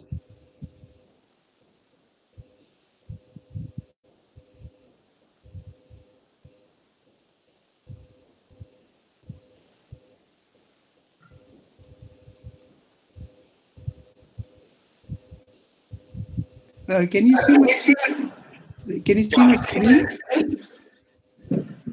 Hello? It's still to come. Screen. Okay. Presentation, yeah. Not yet come. I'll try that again.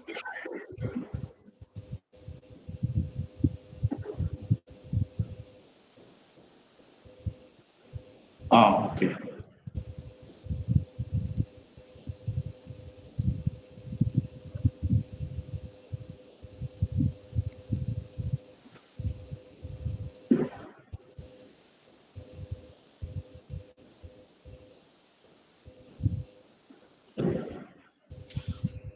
Is my screen visible now? It is visible now. Okay. So there you have a young learner just wondering about all that is happening around her.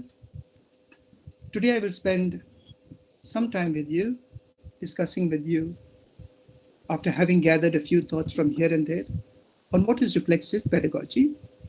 It sounds rather technical, but I am willing to understand that each one of us has a bit of an understanding, and perhaps together, as we listen in together, we will be able to bring those little bits of understanding together and see how we can go ahead. So this is my plan for the time that I have been allotted. In the beginning, to get a feel of the context that we are in, I'm sure many of us must have been reminded of the COVID context that we are in, disruptive times. After that, I will try to establish how, despite these COVID times, it is also a challenging time for the teacher educators.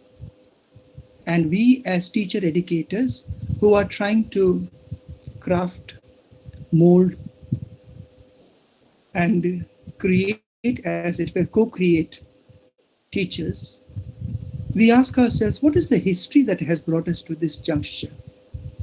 And let me even act as a spoil sport. The history of teacher education has never been a glorious one. Perhaps in the Western world, perhaps closer to home, we have glorified accounts of teacher education and what teachers ought to be. The current reality tells us quite otherwise. After visiting a brief historical background, a sort of teacher bashing, as it were, we will ask ourselves, what is the current contexts? And what is the competency-based education system that we are being called into? And herein I will try to introduce the role of reflection, the role of critical thinking, and go ahead with reflexive pedagogy, and point out a few challenges that are ahead of us, and then hopefully open up for a few questions. So having seen this reflexive pedagogy, where is this world that we have been all used to? Happy children, colorful bubbles, waiting to burst perhaps. While children were playing, science and technology was reaching great heights. Vertical gardening, they call this. The Mayas and the Incas already had their vertical gardening on their slopes. Today, concrete jungles have been transformed into green spaces where nutrition, diet, luxury, and what have you are all being experimented. And then this happened. Hardly needs introduction. This is absolutely invisible to the human naked eye. But here, enlarged perhaps 1,000,000 times, it stares us and asks us perhaps one question. You know what? They call me coronavirus. Corona has something to do with the crown. Perhaps mockingly it asks us, who exactly is wearing the crown now?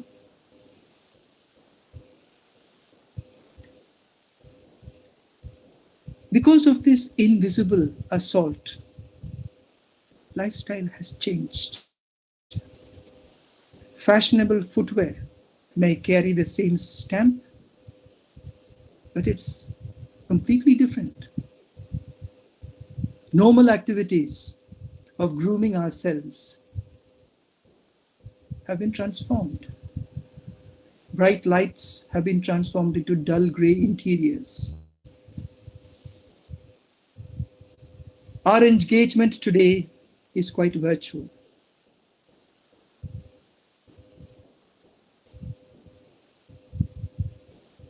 The mobile technology has not spared any one of us. Has it actually brought out the narcissistic within each of us? During these times, we ask ourselves, what are the tools that we have at our disposal?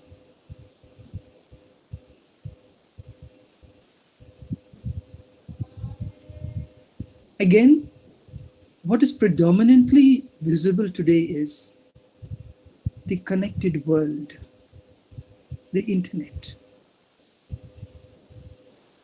Have we locked up our entire trust in the internet? Take a look at this.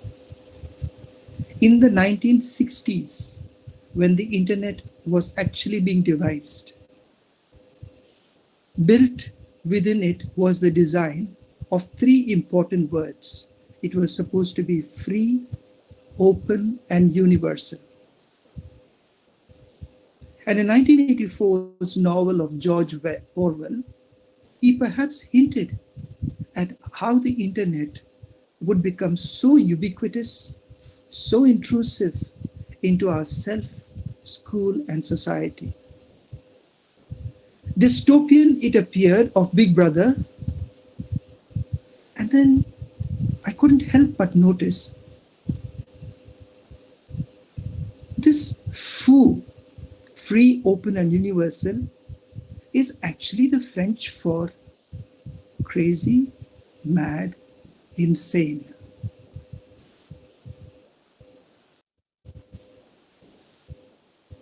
Despite this crazy, mad, insane world, the virus continues to taunt us. But this time, we seem to have arrived at a stage where we have decided to live with it. Fighting it is not going to take us anywhere, but we've decided to live with it. Despite the many anxieties, despite the many questions, it takes me to an all-time favorite, Alice in Wonderland. Perhaps relevant at this time. Would you tell me, please, which way I ought to go from here? Alice is asking the cat. And the cat replies, that depends a good deal on where you want to get to. I don't much care where. Then it doesn't matter which way you go, said the cat. Alice added, as long as I get somewhere. To which the cat replies, oh, you're sure to do that if you only walk long enough. Today we have all decided to walk hand in hand with or without the virus, with or without people who have been affected, infected, safe. Some call it a crazy world, which is out there. We begin to suspect the closest of our relatives, infected or not. The distinctions have become all the more scary. Young children are beginning to ask, What are they jumping into? From where are they crossing? Some people, interestingly, but I also want to imagine, rather myopically, are talking of a new normal. I wish to believe we have never ever made complete or full sense of what was normal. And as we are used to jumping, hurtling from one fashion to other,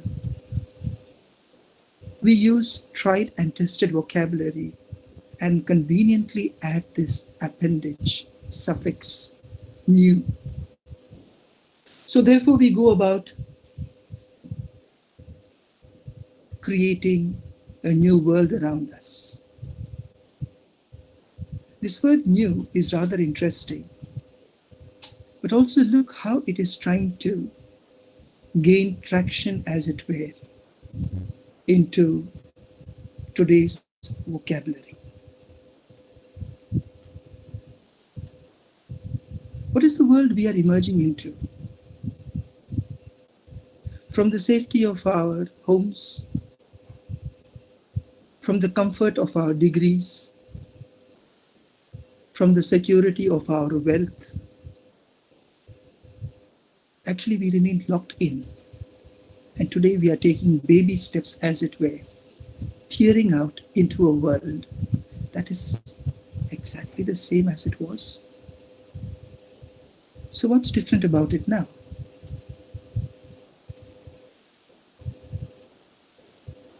I'm inviting you to look at this sentence. The ideal of medicine is to eliminate the need of a physician.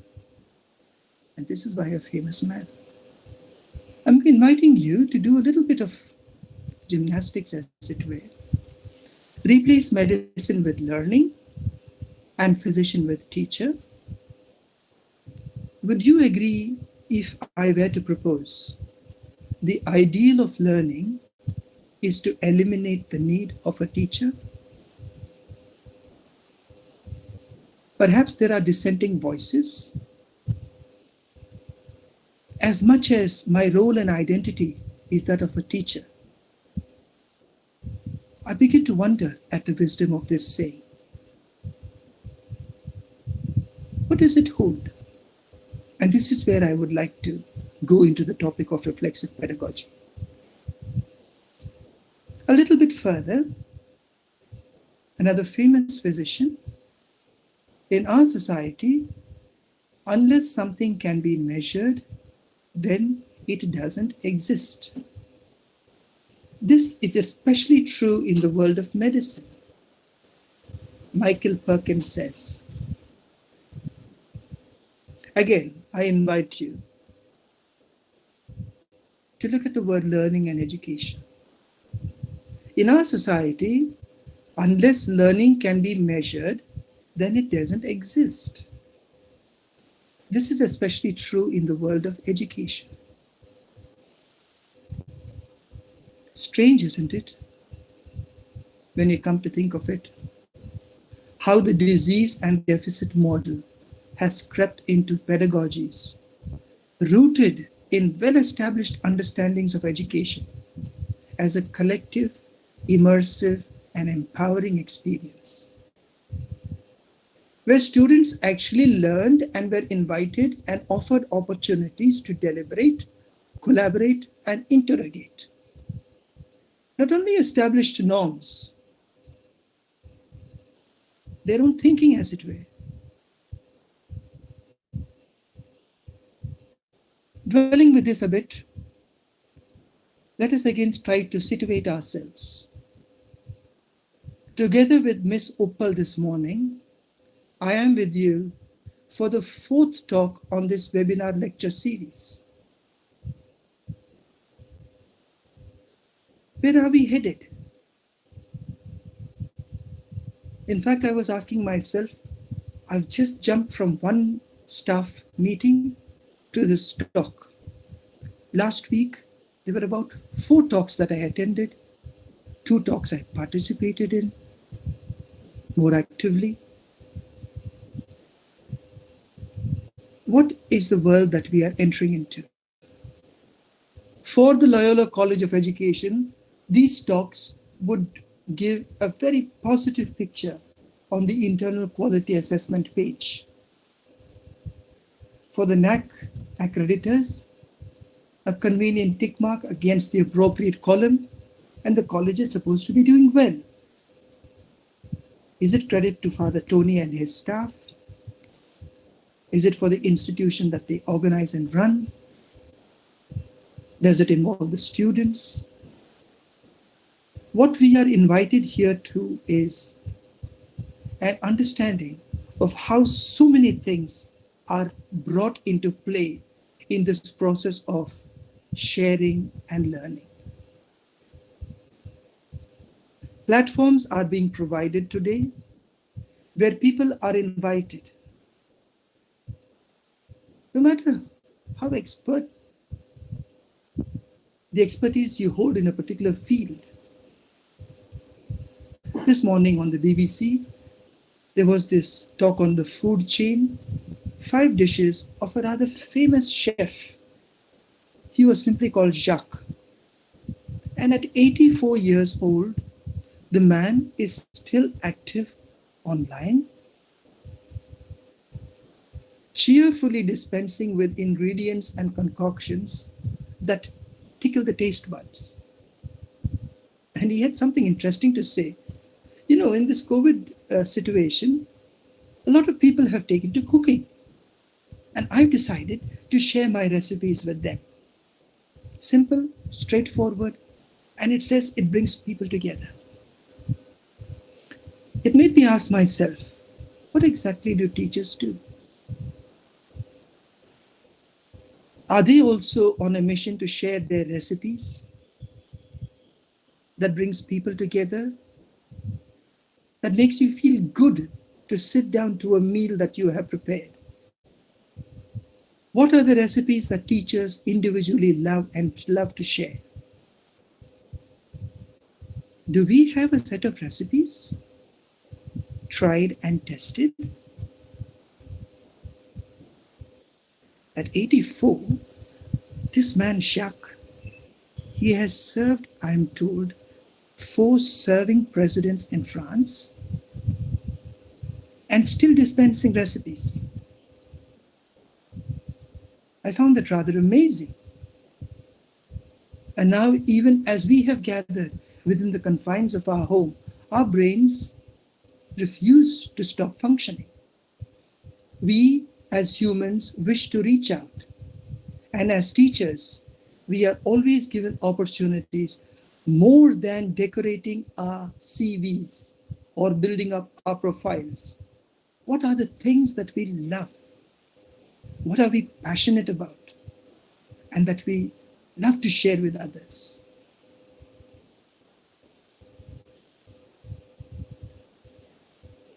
As teachers, we have established that teaching and learning involves more than gymnastics of the brains, mind.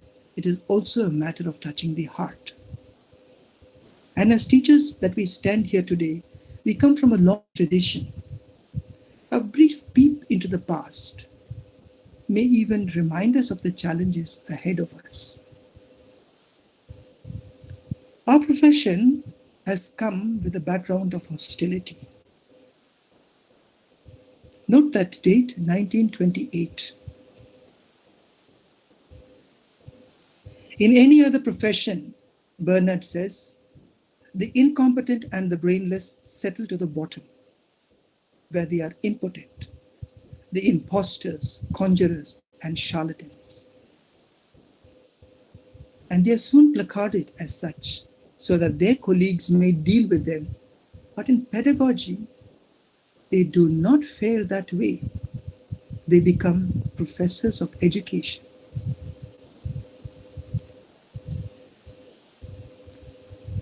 Regarding the literature of education, there is another incubus upon us that may be noted in a word, and that is pedagogical literature. Of books on general pedagogy, almost all should be eschewed, rejected. The attempt to read them is purely injurious.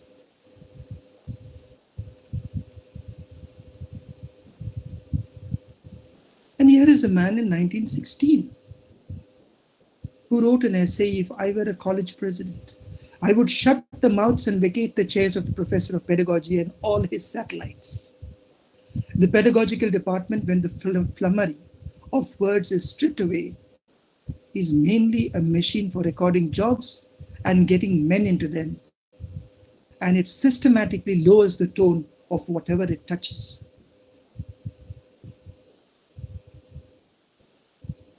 And more recently, as it were, extensive research on teacher education in the US concluded there is a general failure to connect teacher education and schooling, and that the current practices virtually guaranteed that the status quo would be protected. Closer home, the Chattopadhyay Committee report in 1983 to 85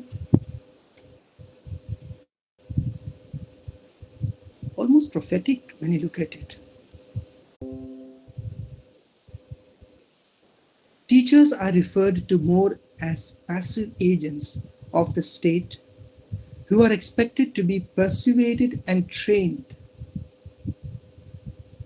to magically translate the vision of the NC of 2005 in schools. Without pointing to any particular college,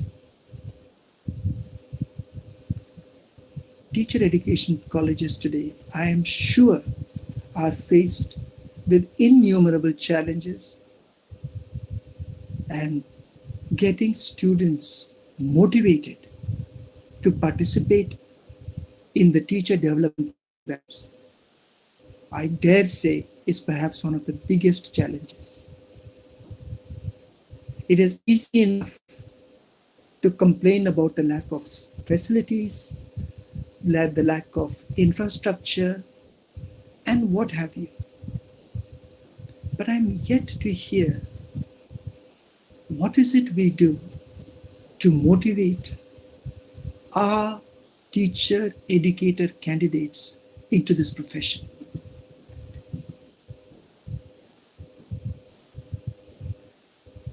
Today, the emerging corporatized understanding of quality, viewed in terms of learning guarantee, teacher accountability, and scientific management of education, I have highlighted this, is antithetical to the understanding of quality, seen as being integral to the concept and process of education. Accountability, management, and guarantee, terms borrowed from industrial settings, conveniently replaced into teacher education settings. And if we go further into teacher education, the word neoliberal has been variously defined. Some say neoliberal is another word for the red carpet laid out for privatization. Yes, along with it, it seems to be an invitation to standardization, accountability, and learning outcomes.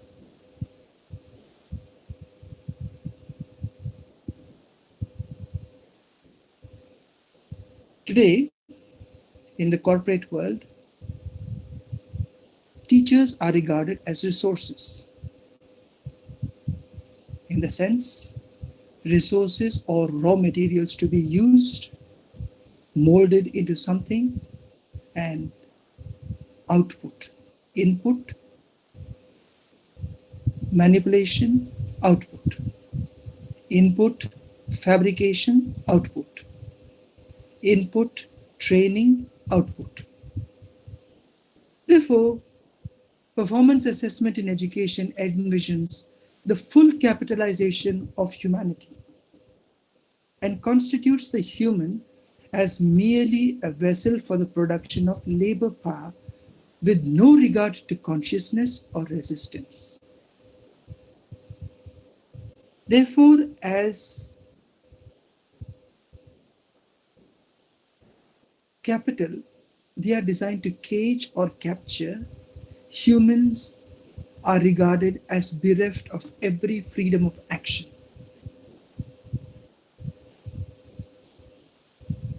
This leads us to wonder, what exactly do we do in our teacher training colleges? Anthony Giddens says, the reflexive project of the self consists in the sustaining of coherent yet continuously revised biographical narratives.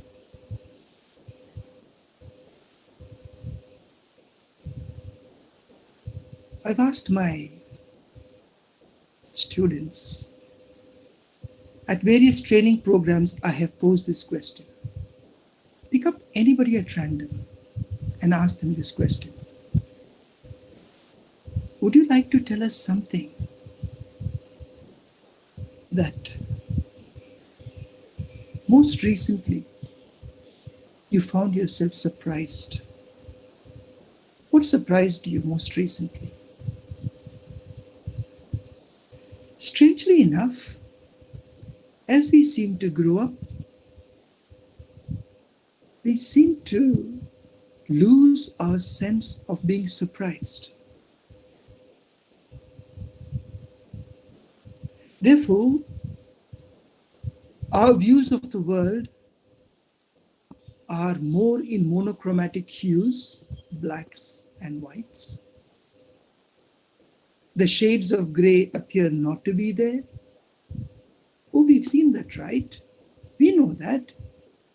Have we not heard that before? And in this way of functioning, as teachers, we most probably enter into our classes churning out stuff that makes no sense to anyone else. Now, am I being idealistic or illogical if suppose somebody were to ask me, so what do you do in a class?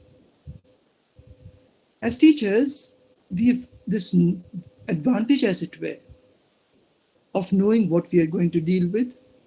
Now, how do we bring life to what we are going to share? Therein lies a challenge to see the contemporary, to see the context in what we wish to share with the class. You may not be that person who is so open to visiting contexts and the contemporary, but I would love to imagine there are loads of examples from your students who still have this capacity to be surprised and to share their surprises. Learning is an adventure in surprising ourselves continuously. And as Anthony Giddens says, we are constantly called to revise, as it were, what we know to be true. The Socratic dialogue, as we will visit later on, was always an invitation not to tell us what we did not know, but to question what we knew and to remind ourselves, and in fact to tell ourselves how much of what we know is actually untrue. And therefore you are led to a stage where, like Vygotsky perhaps, who said about the knowledgeable other, we were asked to question ourselves on what we had assimilated, what we had accommodated within ourselves, and whether these assimilations and accommodations were actually relevant to the context in which we were trying to adapt ourselves into.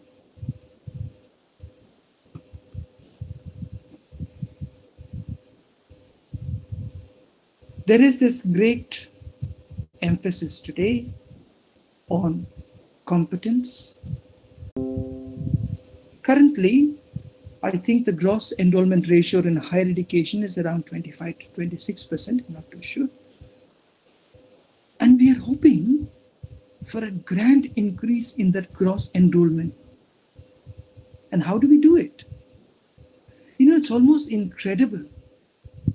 This COVID-19 appears to present to us a perfect storm, as it were. Without your brick and mortar classrooms,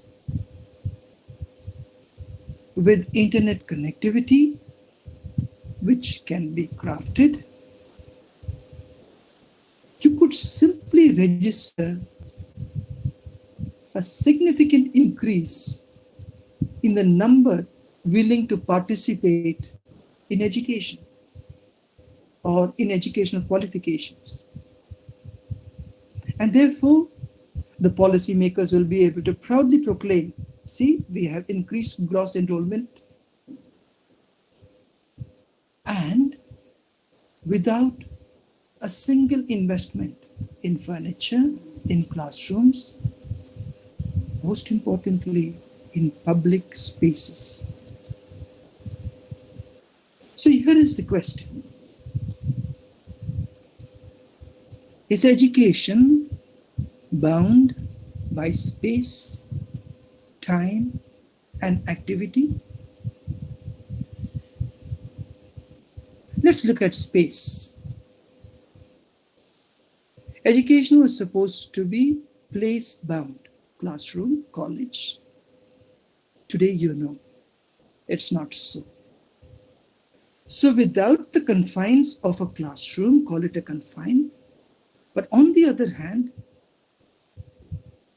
was it not a space, a public space, where young hearts and minds, I'm sorry for the word young, as we will elaborate, predominantly young hearts and minds came together to discover themselves, to venture out of the confines. Yes, confines for many, their homes. They stepped out into a world to discover themselves, to discover society, and to grow in the process of individuation, as it were. As one of the purposes of education, according to Bietster, suddenly with this COVID situation and with a great emphasis on online education, does it mean the collapse of public spaces? Does it mean the tyranny of our homes with the horrors and dangers that are hard to imagine? 10 million children, UNICEF says, will be out of school. And for this 10 million children, it is easily imaginable in a country like India, where more than 50% of the children, around 50%, below the ages of 5 are malnourished.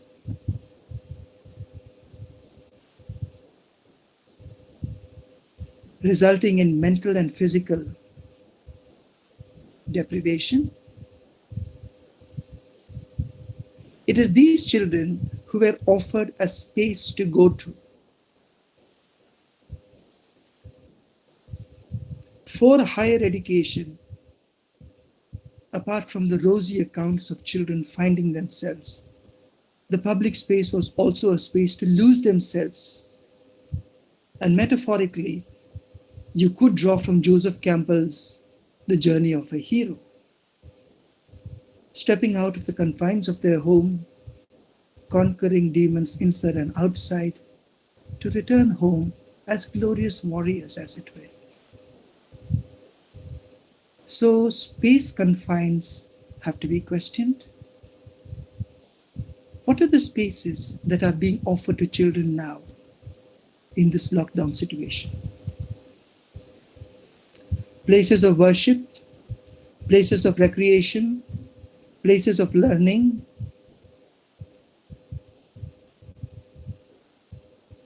They do not carry the same semblance. Let us move into time. We have dealt with space, time. The youth, it was believed, was the best time to impart learning. And it was believed that the young study better. And as Father Tony will tell you about neuroplasticity, brain plasticity, and a whole range of neural networks that are being, and the synapse. Teaching was a preferred activity where the youth learnt. And as we have challenged ourselves, if you remove teachers, will teaching still happen? In what forms? We appear to be at a historical crossroads, as it were. First of all, learning has been turned upside down. And another moment that I wish to savor, and I hope it will continue well beyond the COVID times, the complete disappearance of the examination system.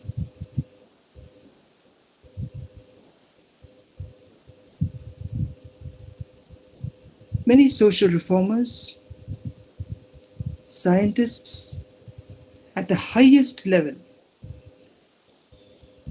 have always pointed out the Indian education system is most visible in its examinations. Today, when another institution, albeit a questionable institution, the examination system, I find it is a great victory when a student can stand up to the system and say, you know what, this particular teacher has taught me very well, but I do not want to take this exam because it does not test me, or it will not make me feel the person that I want to be at the end of this examination. Today, I feel teachers with starting and stopping practices, systemic practices like the examinations. But when students stand up en masse and say, question institutions, not unlike that feisty girl, how dare you? She asks, how dare you? Now, what exactly is this courage? Where does it come from? When is the last time you looked into the eyes of a child and saw into those eyes the person there? What do we see, children? A class 3 boy is never half of a class 6 boy.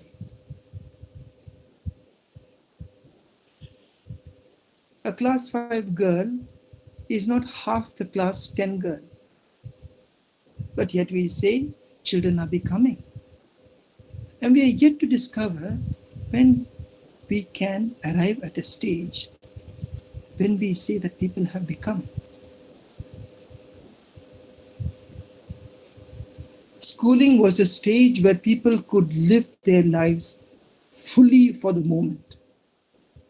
But in this position, in the period of transitioning, as it were, the concept of space, time, and activity have all been redesigned. Therefore, space that was to be a school, a college, a university, was it merely a physical space or a space where children chose to make it their own and which laid the foundation for other children to come and participate and to discover themselves? Is youth the best time for learning? Now with learning that is being promised everywhere, and with the online content promising delivery guaranteed. They don't talk about learning, they only talk about delivery guaranteed.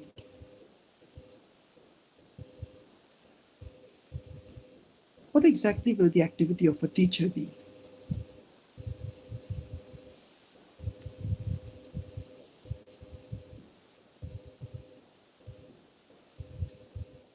Teachers are also, even the human population, especially resources, it's a kind of sense of displacement. We've already discussed about the capitalization of human. And it's interesting, the caging of human capacities in a digital frame. The other day, it was with Father Tony's session, where faculty from Xavier University, with Father Joshi and his team, explained to us how a normal teaching activity in a class can be transformed using the Google Classroom. You know, you've had your class, and at the end of your class, the data that is available to you, the number of students who participated, when did they participate, the number of comments they have made, were they willing to ask questions, from which area were they participating, and you had a host of information, where earlier a teacher had to actually get to know the children by talking to them. Today, the machine does a lot of routinized tasks in a more efficient manner. Good. So what does it free the teacher to be? With so much of data that is available to us, thanks to the internet, thanks to technology, how do we actually engage in teaching? The last one is a bit too tricky. The acceleration of the transformation of humanity into a dystopian form of transhumanity. You have utopia on the one hand, an ideal world. What would dystopia mean? Apart from the uncertainties that it seems to project, it simply asks us, why are we scared of uncertainties? Within this word uncertainty, I wish to believe there are nuggets of possibilities.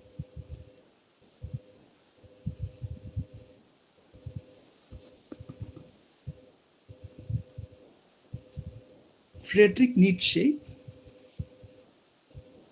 in inviting us into a reflexive journey, poses this to us. All things, people, places, and things are subject to interpretation. And how do we do this interpretation? It is based on our positions, our assumptions. Whichever interpretation prevails at a given time is a function of power and not truth.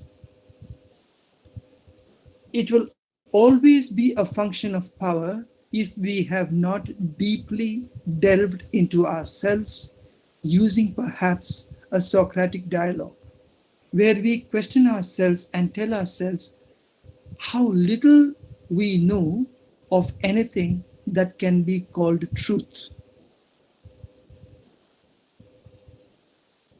And therefore, in order to protect untruth, falsehood, masks, we unleash power.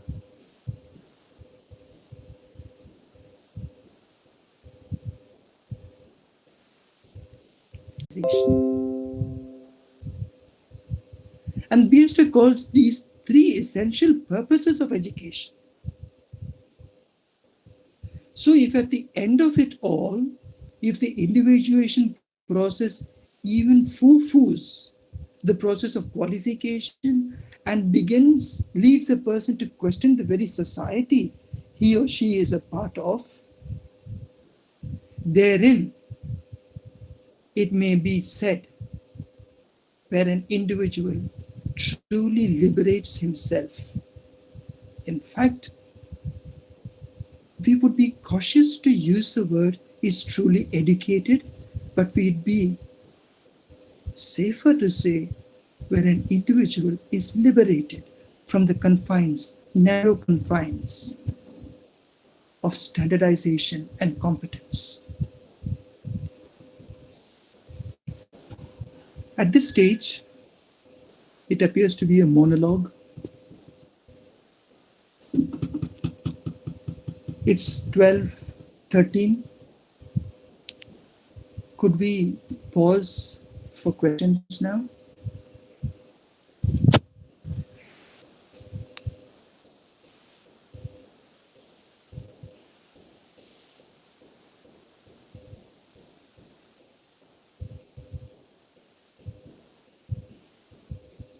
Can you hear me?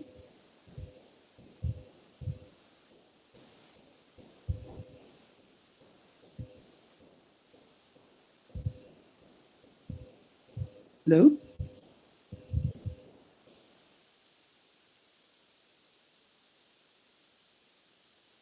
Yes, we can hear Are you. we going to take some questions? Yes, have you finished? We can ask them to ask questions. It's almost 12:14 now. I take about a few minutes to wind up. Yes. You can take a few minutes. Thank you.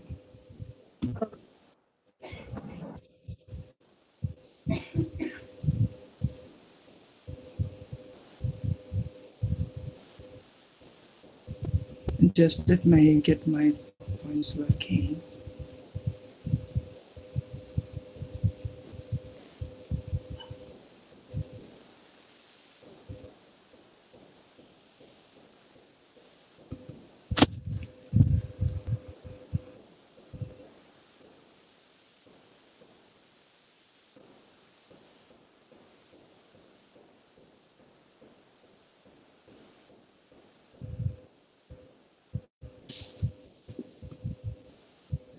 I'm trying to show my screen there, just one slide.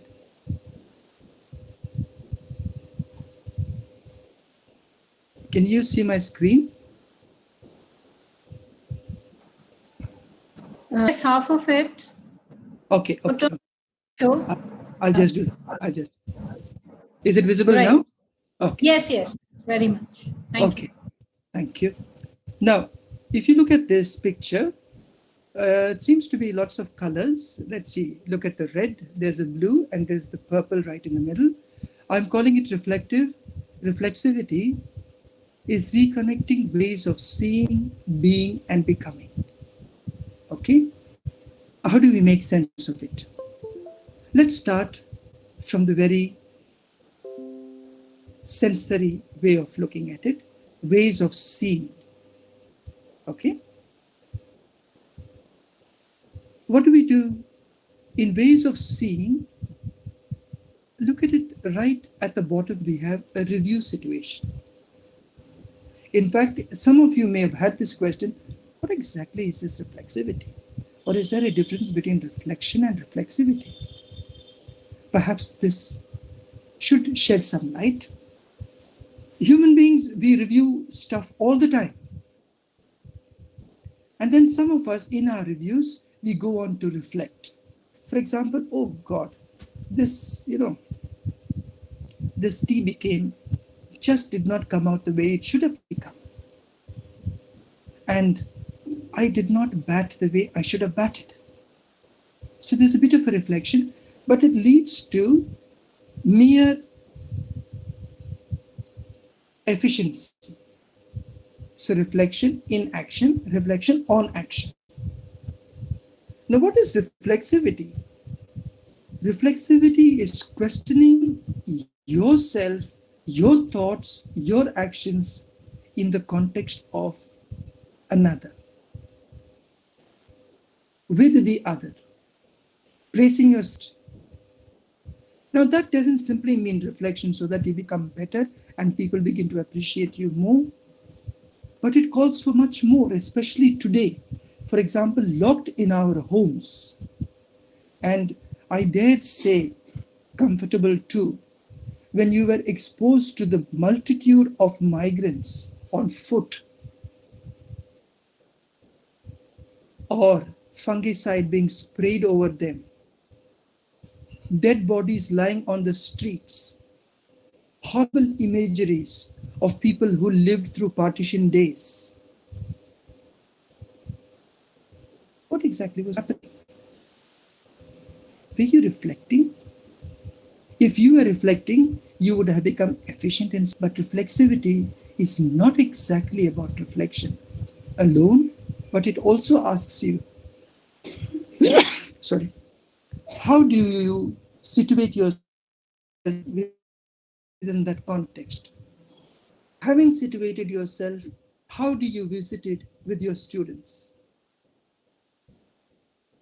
And therefore, more than being factual, you also go more into yourself, go more into literature, see connections, and then you know it's not limited to merely feelings and opinions. Reflexivity is a complete immersion of the self within your subject and trying to find the context within which it is happening. In ways of becoming what happens to you, as you move towards reflexivity, you start off with simple curiosity. And your curiosity actually helps you to build confidence in certain things. And then you begin to make choices. Look at ways of becoming. So, if you have review at the bottom of the panel of seeing things, and if you have mere curiosity, look at this. Where does competence actually come? Right at the bottom. It is to do with curiosity, it is to do with review. But then because of your competence, you choose to define your identity. It becomes your character. And so you become known for certain things, characteristics, traits. But then there's a kind of a shift. It becomes your conscience. And therefore, at the third level, if you want to call it, just for the sake of convenience, I do not wish to call it that way, but just to describe this, reflexivity is where you make a choice and where your conscience is at play. So you consciously decide. In reflection, what happens is your confidence is boosted. Perhaps your character is also well displayed. And right at the bottom, perhaps where we are all stuck in the process of standardization and competence. By the way, I do not wish to discount this competence, but competence without a higher reach into our character and conscience, I think would be meaningless. I put it down into a box form. So those of us who wish to get started, especially young researchers, teachers, ask yourself exactly, where are you? In this particular table, as it were, reflexivity has to do with the choices that you consciously make and where your conscience is involved. But most of us are struggling with the review, competence, and the curiosity. Yes, curiosity is sparked off, as we highlighted to you, the significance we give to surprises. If we are curious enough, we would be constantly surprised.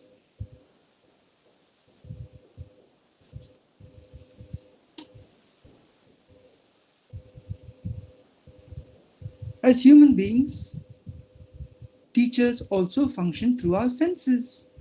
So if you look at the circle on your left-hand side, or the first one as it were, teacher educators, pedagogic endeavors, they all come from our sensory inputs.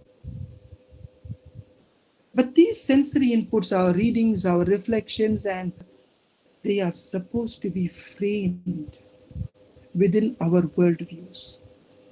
For example, in the assumptions that we make, in the positions that we share.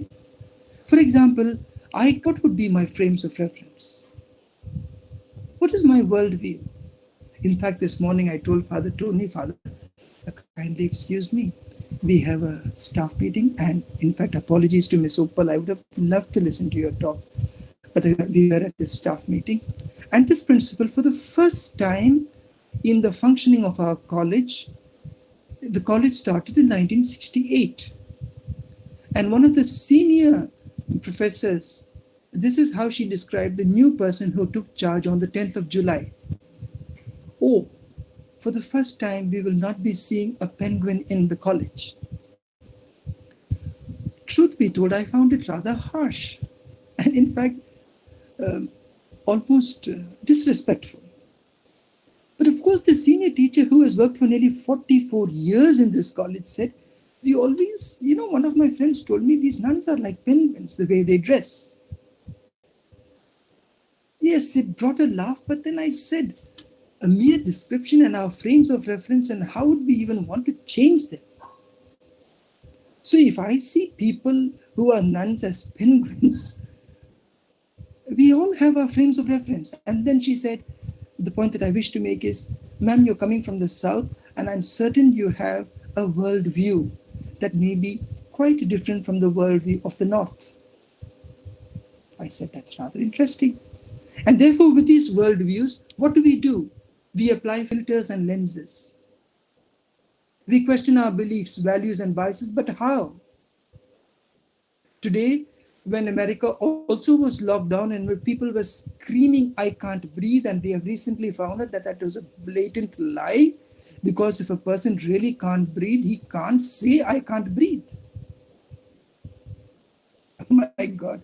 When you imagine the amount of damage that has been done because of this Black Lives Matter, and in India we have our own demons to deal with. What are the beliefs, values, and biases? And therefore we are led to the teacher and educators' pedagogic endeavors. Therefore, within the context, look at the processes that we have gone through. But what is easier for us is to teach what we think is best, teach to the text, allow the students to pass, and now even that system seems to be at a jittery edge because no examination, so we have got to reinvent ourselves. What do? So my dear teachers, I think we have enough challenges to question ourselves within the maths that we teach, within the statistical bell curve that we wish to fit our students into, and with the world that we wish to lead our students into. We have enough hope for that it will always endeavor to be resilient. But it will be resilient only when we dare to question ourselves. With these few words, I sincerely thank Father Tony for the opportunity that he has provided to each one of us, to all of you who have taken time off to participate in this, and I'd be really glad and to see how I can reflect with you for the questions that you raise. Thank you so much.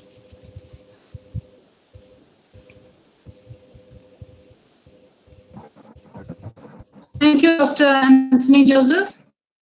Now we are open for questions. So if you have any questions, you can ask him.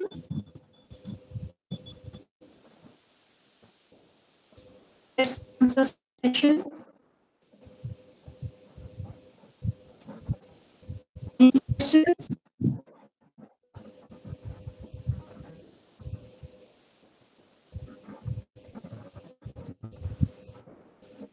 Okay, so if there are no questions, then I would request our student Obro to propose vote of thanks from behalf of the students. Obro, you can unmute yourself. Yes, ma'am. Good afternoon, everyone. Yes. I'm very humbled. Yes, ma'am.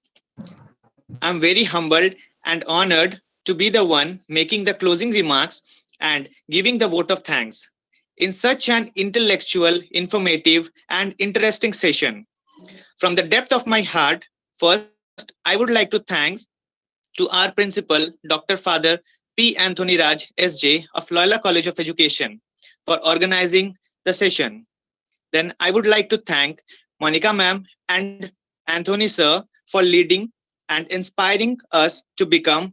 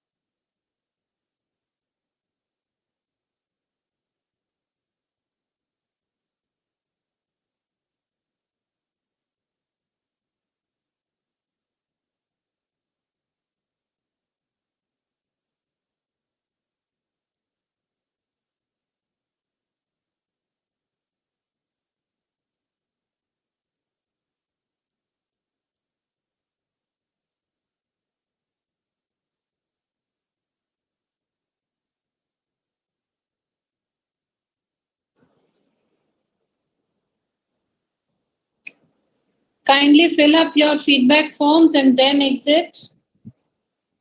You are requested to fill up the forms.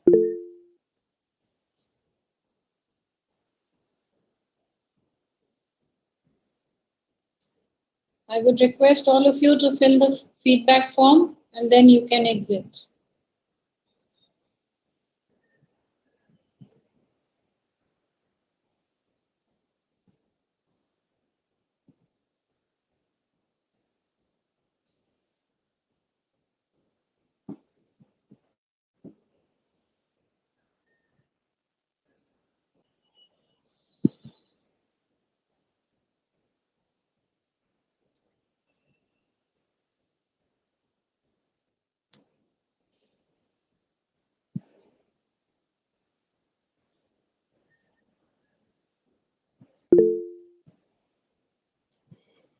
The staff can exit. उनको भरने की जरूरत नहीं है feedback form. Students, आप लोग जरूर भरिए.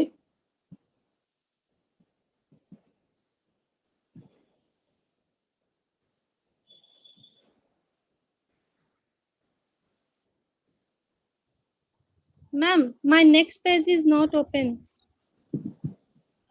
किसका? मैम शोभा कुमारी। हाँ, क्या हुआ तुम्हारा?